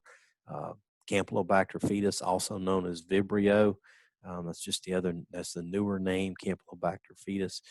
Vibrio's in some of our vaccines. Haemophilus somnus, I don't typically vaccinate for Haemophilus somnus because that part can be rather harsh on cattle because there's so much endotoxin in that vaccine. E. coli, salmonella, there are vaccines for those, but we typically don't include those unless you use E. coli in a scours vaccine. Clostridial diseases, these are all included in the 7-way except for tetanus. Tetanus, if I'm banding my calves, I want to make sure that I get a tetanus vaccine or a vaccine containing tetanus when I'm banding my calves. But blackleg enterotoxemia, very common diseases that calves get if they're not vaccinated. When do I want to do that? Pre-breeding or at preg check. Those are just, and really it depends on my options, what's most convenient for me. If I'm, do I want to stimulate immunity before breeding or with bull exposure? If I want to use a modified live, and it's very safe in pregnant cows. If I want to do things at preg check, it's very convenient. I don't have to, I'm already sorted. I'm already going through the chute. We're already doing preg check. We may be pouring for flies. We may be doing other procedures, and I can add a vaccine to it. Not only that, but if she's open, I don't spend the money on vaccine. I don't have to. And so I can just sell her without spending that money. It enhances colostrum because if I'm vaccinating prior to preg check, then that's going to build antibodies that are going to go into that colostrum. The modified lives, I can use at preg check, but again, that depends on if I've used that modified live before this time, because I don't want to use a modified live for the first time in a pregnant cow. And of course, again, like I said, it depends on convenience. Calves, you've already seen this one, so I'm not going to repeat that slide. Again, you've seen that same thing. And then the bulls, same program. I want to pretty much use the modified live or a killed vaccine, whatever the protocol is in my cow herd, as my bulls. So the efficacy, making sure that I keep it cold. So this is to remind us to make sure that we keep that vaccine cold. Use those sharp needles. It reduces inflammation. Give a sub-Q shot. We don't need to give anything intermuscular anymore. Sub-Q shot, I like to give it in front of that shoulder in that triangle. Mix only what I can use within an hour. If that vaccine's been out for more than an hour of the mixed vaccine, then it's going to start reducing its efficacy. Both want to make sure that my cows, are not stressed out and banging, and because stress is going to impact their vaccine response, actually, believe it or not. So good body condition, adequate nutrition, follow BQA guidelines, and we don't want to vaccinate for everything. If you think about it, we're going a 5-way and a 7-way. So we're asking those cows to their immune system to respond to 10 or 12 different antigens. It's very likely that the immune system isn't going to respond to everything. So if I'll add even more to that, then it may be that I'm spending more money on my vaccination program and I'm not getting the same effectiveness that I want. So it might be that I have to spread out some vaccines, or it may be that I just need to reduce the amount of things that I'm vaccinating for so I can get a good response toward the things that are very, very important. And in this picture down here at the bottom is somebody vaccinating. You can see that manure on the hide. That's just a great opportunity to develop an abscess. So we want to make sure that we are vaccinating in a clean spot. So ensure vaccine effectiveness. When I'm mixing it, I don't want to shake it up really harsh and create a lot of foam. Mix enough for, to be able to complete it in an hour. Make sure the vaccination site is clean. Keep our injections at least 4 inches apart. We don't mix products that aren't intended to be mixed. And then we use our syringes, we label them so that we don't get them mixed up. I mean, how many times you set a syringe down and then you set another syringe right next to it with a different product, and you look down there and you're like, oh, which one's which? Some of them are not easy to keep separate. And then when we're using our guns, we want to make sure we use boiling water to clean them, and we don't use disinfectants, because if there's any disinfectant residue in some of those syringes that we've cleaned, and I'm talking about like the big pistol grip syringes, those disinfectants can actually deactivate my vaccine. And then, of course, not more than 10 cc's in any one location, but none of our vaccines require 10 cc's, but some of our antibiotics do. Protecting vaccines, again, we want to make sure that they stay cool. Right size needle. We use a short needle so we don't get a lot of tissue damage, or we use an inch to an inch and a half needle for IM injections. Synchronization products will go intramuscular. I mentioned I think nothing goes intramuscular, so I lied there, but synchronization drugs actually do need to go intramuscular, the GnRH especially if you're using that for synchronization. Managing the needles. We definitely, if they're bent or burred, take them off, replace them. Broken needle needs to be removed. Dirty needles, you've always seen that. Again, there's no one size fits all.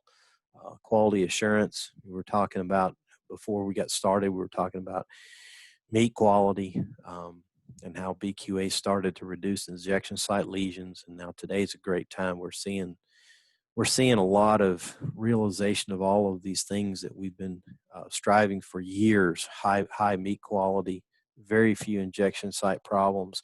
And, the consumers, if they knew the kind of job that we're doing, they would have a lot of confidence that, the beef that we raise is actually very safe and very, very wholesome. Cattle handling. I do some cattle low stress handling talks and programs, demonstrations. This is something that's really, really important to design facilities effectively so that we take advantage of some cows' natural handling and natural flight zones and that kind of thing. So it's that cow right there will get you. She's alert. She's up. She would like to come visit you, but animal welfare, humane handling. These were things actually when I went through animal science in Georgia in the 80s. We didn't really talk a lot about that, but it's certainly something that's come to the fore, and we definitely want to make sure that all our people that work for us handle cattle humanely and use low stress management. Besides that, it just makes for animals don't get injured, people don't get injured, facilities don't get damaged. It makes for a lot better day when all the cows cooperate. Okay. Do y'all need to take a break or anything? What time is it? Actually, we've been going 2 hours, so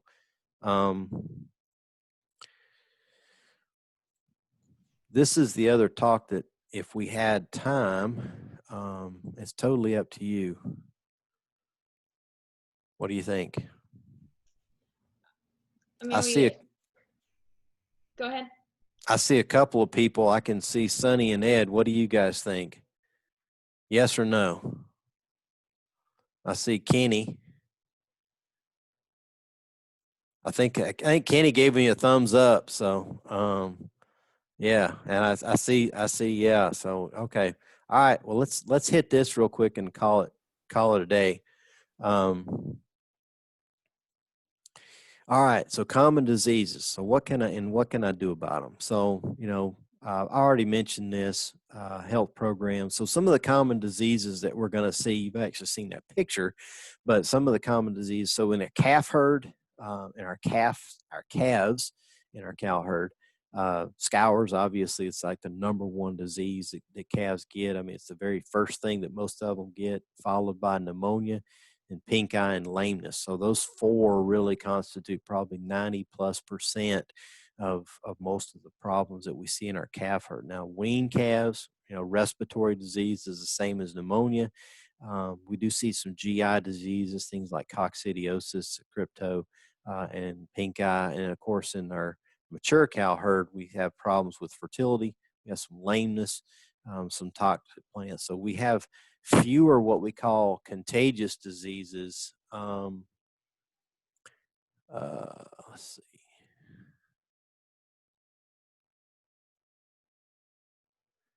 I'm going to go back. There's a couple of questions that I see. If you've cleared land for pasture, do you need to worry more about parasites? No. If you've cleared land for pasture, chances are that land was clean of parasites, and then we only introduce parasites when we introduce cows. And then Sonny and Ed, you had antibiotics versus vaccine. Can you expand on that a little bit, Sonny? You need to unmute.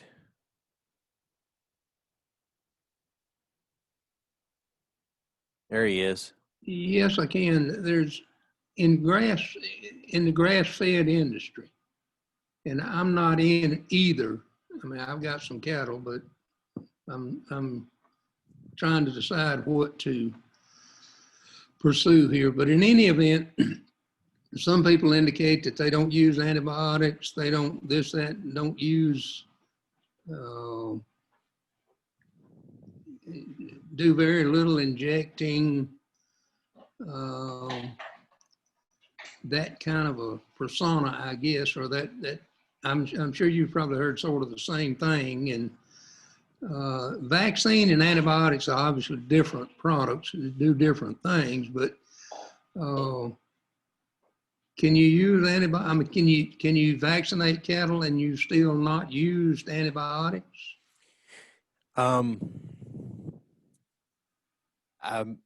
Sonny, I'm thinking that if you and I have probably had some of the same conversations with folks, there are people who kind of seem like they it's like a badge of honor that they don't use anything. And they kind of like that image. I think we've got good enough reasons to use some things. But if a calf is born on my farm and never leaves the farm, is actually born on my farm, raised up, and I take him to a slaughter plant, a local processor, and he never leaves my farm, that calf does not have to have the same vaccination program as a calf that's going to be sold through a sale barn. The calf that stays on my farm definitely needs blackleg shot, because blackleg is an environmental contaminant. It's in the environment. So that's a basic thing. Do they need a respiratory shot? If no cows on my farm have those respiratory viruses, where would they get it? So I might be able to cut back on some of my vaccination programs. As far as the antibiotics, if I'm not using antibiotics to prevent disease, and I don't recommend using any antibiotics to prevent disease, the only thing that I think is worth preventing is anaplasmosis, and that's a different story. But if I'm not using any antibiotics to prevent disease, and all I am is using antibiotics to treat disease, then I can do everything to try to keep that animal healthy to minimize my antibiotic use. But antibiotics, vaccines are used to prevent, antibiotics are used to treat. And that would be the distinguishing. And then warts, yeah, warts are a pain, especially like corns in the toes and things like that. Sometimes there's actually vaccines for that because some of those can be caused by a bacteria called Serpulina.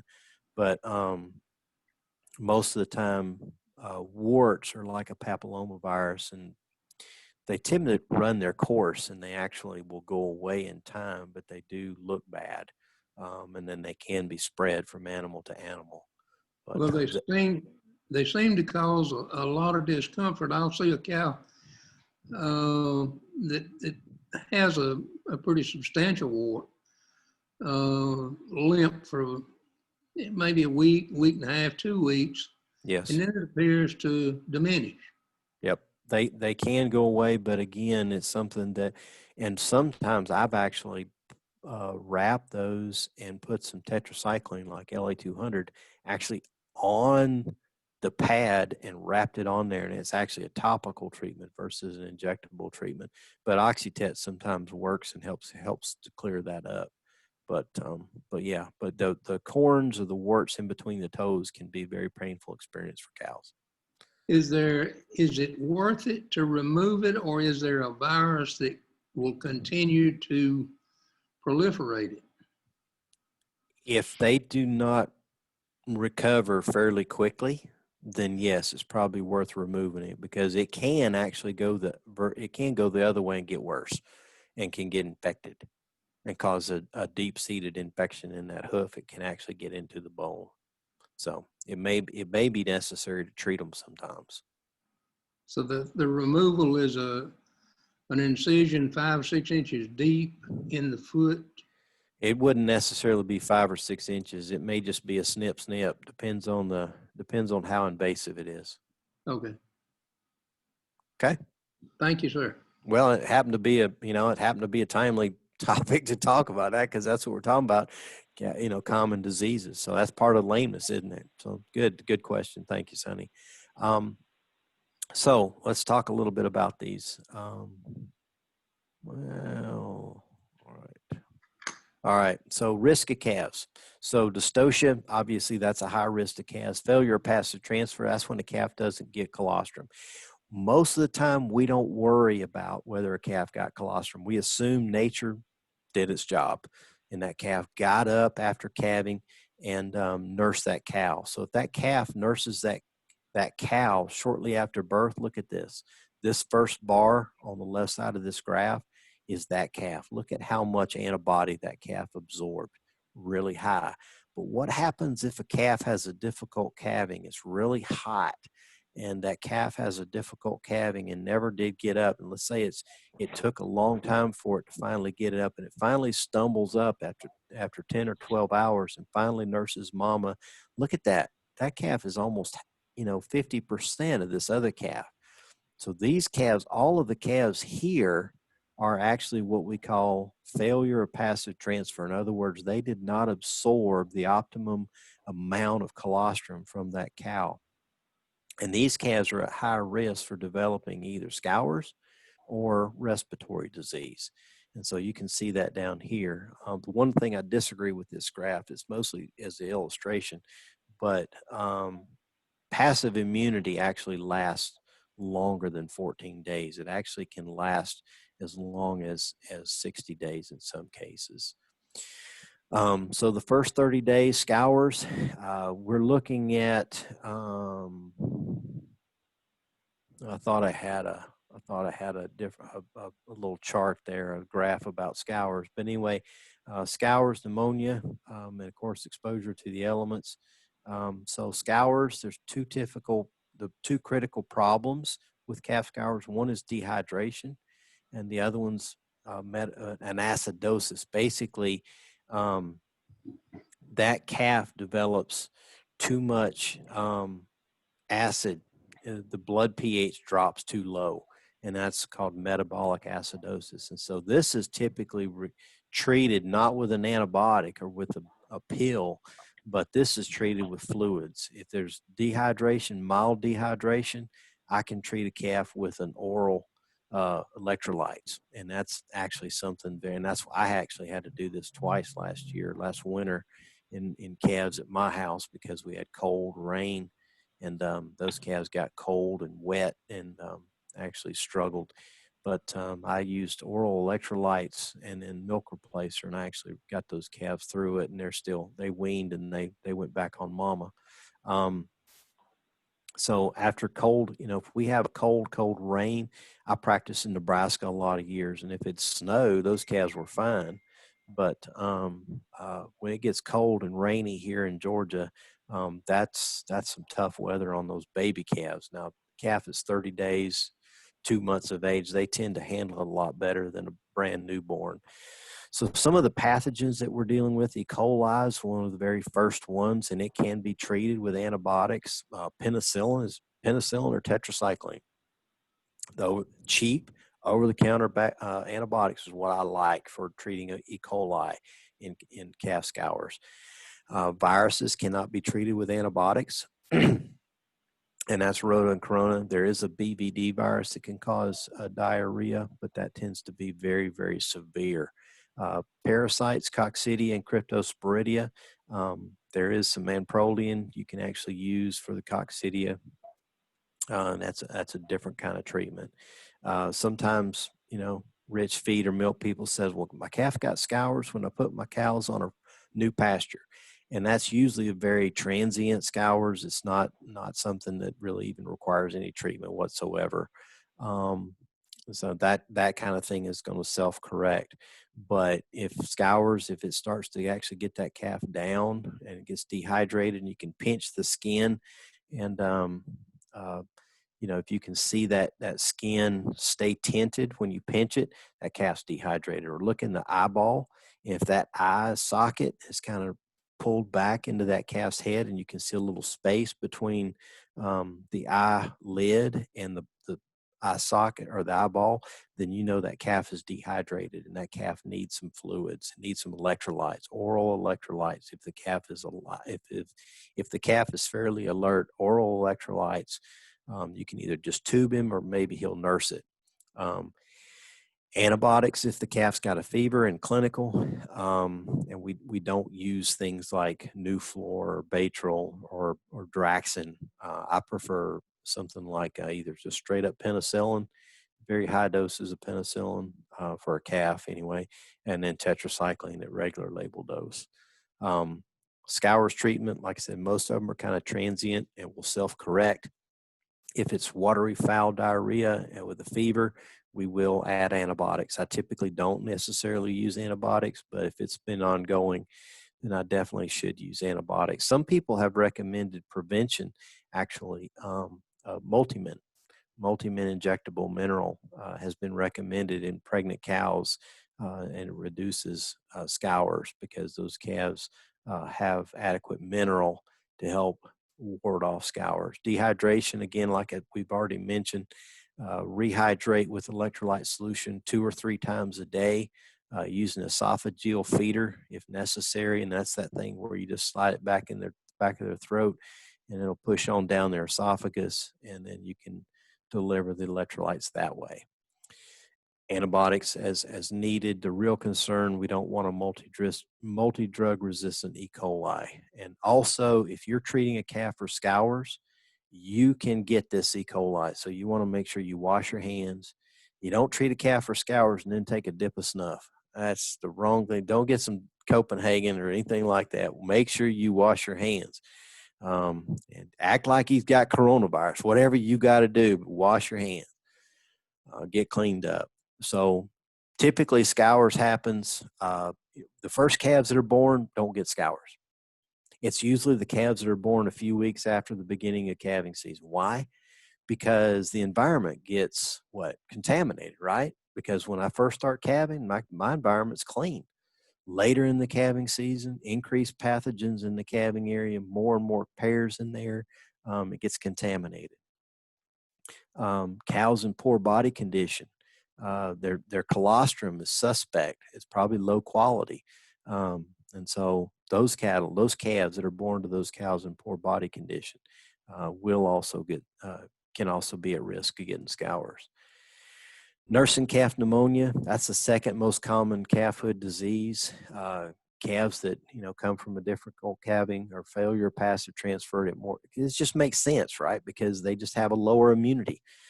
So if we want to keep down disease, we have a strong immunity. Gathering and sorting and all those kind of things add stress. It also brings everybody together, just like sending kids to kindergarten. Commingling is going to increase sickness. That's just the way it is. Same principles apply with calves. Again, there's a lot of products approved for treatment of bovine respiratory disease, BRD. Follow label directions and make sure you record the treatments. Because if you did record the treatment and that was a treatment failure, you need to change antibiotic, perhaps, maybe yes, maybe no. I put down here, I've got a picture of Biomycin 200. I typically don't use that for respiratory disease. I will use it sometimes for scours, but I won't use it for respiratory disease. I think there's some better drugs out there. They all are by script as well. Foot rot. Foot rot or that, like the corns, the swelling and the severe lameness in the affected hoof. Pink eye. This is a picture of my own cow, my own Hereford. She had a sheet cleared right up after it's a typical path. Used to be 20, 30 years ago, you'd give a shot and they'd be better in 2 or 3 days.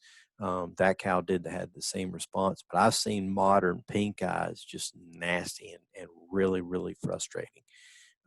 Parasites, again, we've talked about that already. Coccidiosis, that's typically a common problem in weaned calves, highly stressed calves. So a coccidiostat or in the water or an ionophore in the creep feed will help them there.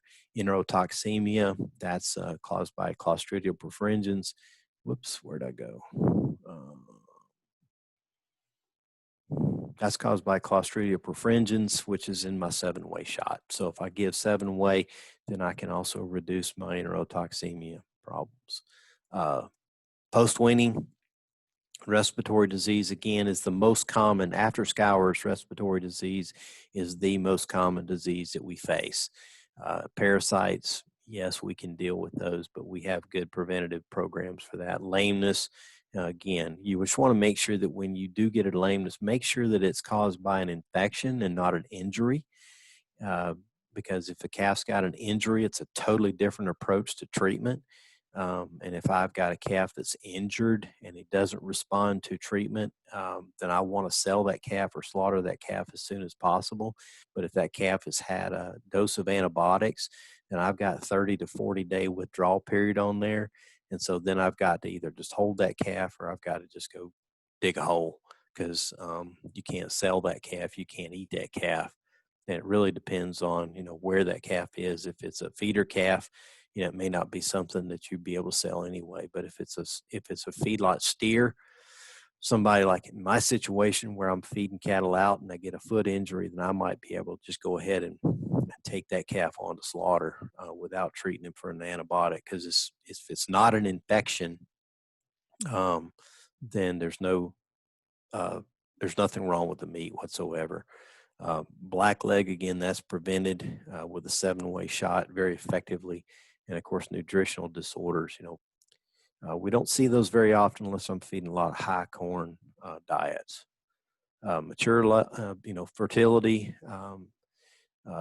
Again, that's why we vaccinate some of our, to protect our fertility in our cow herd. Lameness issues. This bull has a swollen hock.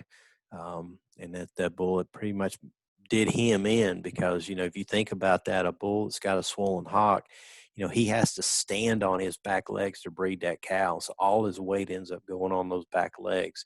And so that's actually a career-ending injury for him.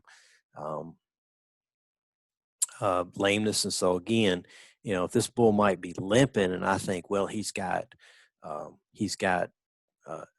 foot rot, and I give him a dose of antibiotics, and then I realize, oh my goodness, that wasn't foot rot at all. It was actually a leg injury. I can't sell him, not legally, and not it wouldn't be right to sell him because he's got residues. Whereas if that bull's just lame, I can take him directly to market, or I can take him directly to slaughter, and that would be no big deal. But I can't do that if I've treated one with antibiotics. We do still see BVD, bovine viral diarrhea. It's still out there.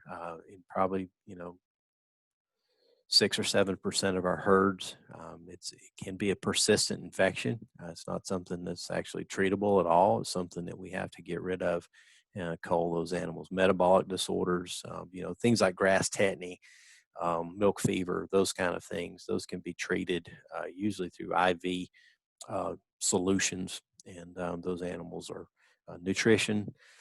Toxic plants, we're going to get into the wintertime, and some of our green plants out there, and like perilla mint can cause a respiratory problem. And so that's something that we need to watch out for. This time of year, we see a lot of coffee weed toxicity where those weaned calves will eat coffee weed. If you've got coffee weed in the weaning pens, get it out of there. Don't keep the calves in there because they'll eat it. Calves they have no discernment as far as what they eat, and they'll eat a toxic plant in a hurry. Some people have actually pulled up all their tomato plants and thrown them over the fence. Did you know tomato vines are actually toxic to cattle? Don't feed those to cattle. So same with potato vines. But so don't pull your garden up and throw some of that stuff over the fence because it can kill cattle. Nitrate toxicity. Johnson grass, after it's been frosted really bad, can cause nitrate toxicity. So there's a lot of toxicities starting this time of year as we go into the fall and go into our freezing and our frost and this kind of thing. So just be aware of that and make sure that those animals have access to good hay or good grazing. Just some of our antibiotics and what they're labeled for. Actually, Oxytet is labeled for E. coli scours. Is labeled for BRD, foot rot, pink eye. I actually don't mind Oxytet for scours. I will not use it for respiratory disease. I probably won't use it for foot rot or pink eye. There are other drugs involved in that. Draxin is a script. It's really effective against respiratory disease, foot rot, pink eye. Micatil, most of these are all respiratory disease. Nuflor, you can also use it for foot rot, and then Exceed, which is kind of a cousin of penicillin, you can use it for both BRD and foot rot. Obviously, I've talked a lot about biosecurity. If you keep something out, the animals are not exposed to it and they won't get it. That's just way too simple. But it's very, very effective. Increase the resistance. I want to make sure those animals are very resistant to an infectious disease if they actually get exposed to it. And then these are some of the strategies we've already talked about there. Vaccines, already really talked about that. And of course, there's that picture of that cow actually nursing that nice baldy calf. But again, herd health priorities, the benefits, goals, benefits, and that. So stockmanship, you've actually seen the same list with a different cow picture. But again, all these benefits from a really good stewardship, stockmanship plan, herd health plan. Raising cattle is incredibly satisfying to me. I cannot imagine life without a cow herd, honest to goodness. And I just want to do right by my critters. I really do. I mean, it just is something that's just really satisfying to me to know that I'm doing the best for them. And I expect them to do best for me too, right? I mean, they need to raise calves just like this nice baldy calf. He actually ate really good, by the way. So anyway, that's some of the enjoying some of the benefits of your handiwork. My goodness, if y'all stayed through the length of this, then kudos to you, huh, Haley? We only lost 2, and it's because they had to go feed, and they texted me. All right, man. That was a marathon. I hope something made sense. May I ask you one question? You bet. I bought this, but I was afraid to put it in the watering trough. There is a powdered product, I can't recall the name of it, that is supposed to assist with fly control that actually you put in with the water. Really? And I've got it at home because I bought it during the summer, and then I was afraid to put it in the watering trough because I was afraid some would drink too much, and I didn't know what it would do, but I didn't know if you had any familiarity with that product. Well, I'm right here at my computer. Let me see if I can Google it. I tell you, I will find it, and I will send you an email because I have your email address from. Like I said, every time I get together with y'all teach me something, and so I like that. But I'd never heard of that. But that's exactly a good point though. Whatever we put in our water trough, if you think about it, when I first mix it in my water trough, then the first cows that come drink that water, they're going to get a big dose, right? And then what does my water tank do? Adds more water, so it dilutes out the rest, and so the next cows that come, they drink it, they don't get as much as the first cows. And then what does my water tank do? Adds more water. And so, and then what happens is that I've got such a low dose, and I don't know what it is. I know some people have actually talked about adding vinegar to their water troughs as being fly repellent. I have not tried some of these natural remedies, natural preventatives. Well, now, I add garlic powder to my mineral. I don't know that it helps that much, but it seems to, at least I like it. I don't know. I mean, I use the mineral that has the fly control in it, but I also add some garlic powder to it. How's the beef taste? I've never eaten. I add garlic powder to my beef, my hamburger too, so my steaks and that kind of thing. So I didn't know if that was naturally flavored beef or, you could be onto something there. But no, I've never tried that garlic. Honest, I've heard enough people.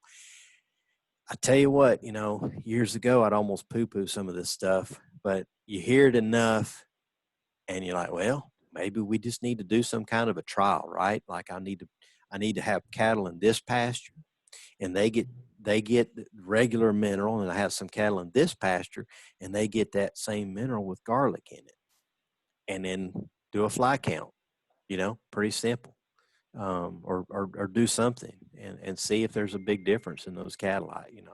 That's all I know. So There's a farm in Reedsville. It's called Chattel, and they add garlic supplement for fly control.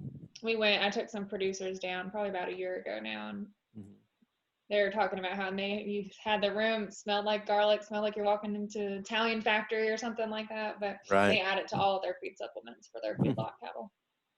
Well, that would be really interesting. I mean, I'd love to know the mechanism of action, how it actually works. But the point about putting stuff in the water, you're exactly right. I mean, that's one of the challenges of anything oral, either in our mineral. Some cows do eat a lot of mineral. Some cows eat no mineral whatsoever. So our intakes are very inconsistent. But yes, please send me that. Send that to Haley, and send that a picture of it to Haley, and send it to me so I can see it and kind of investigate that product. Thank you.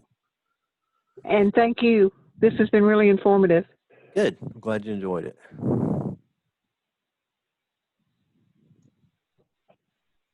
All right. Well, do we have any other questions for Dr. Jones? So I think Sonny's trying to talk, but he's muted.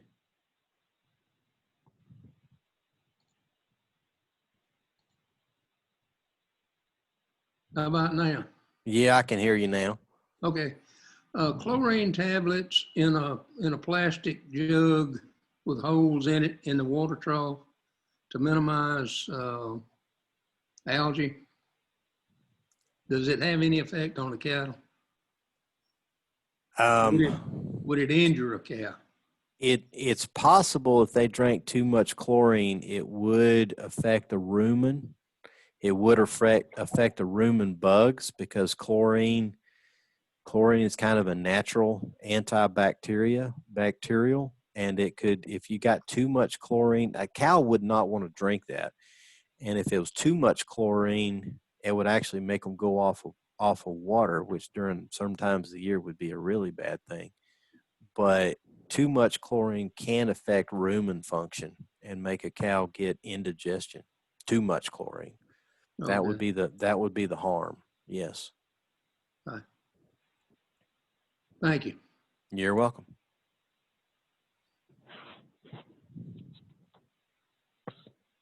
I think they've had enough of me, Haley. I think they wish you were here in person. I know. Yep. I do. It would have been, yeah. So there's something in the chat box. Okay, Yeah, so I add apple cider vinegar to my horse water. It does help us a small amount of flies on them. Okay, it makes sense. Because I knew a guy that used to take a big old tablespoon of apple cider vinegar every morning, every morning. And he said it kept ticks away from him. I think it also kept other people away from him too, because sometimes that cider can come out of your system when you're yes, sweating. it can encourage digestion, can't it? Yes, I think so. So, all right. Do we have any other questions? No, well, I'm going to go ahead and stop recording. Let's see. Thank you.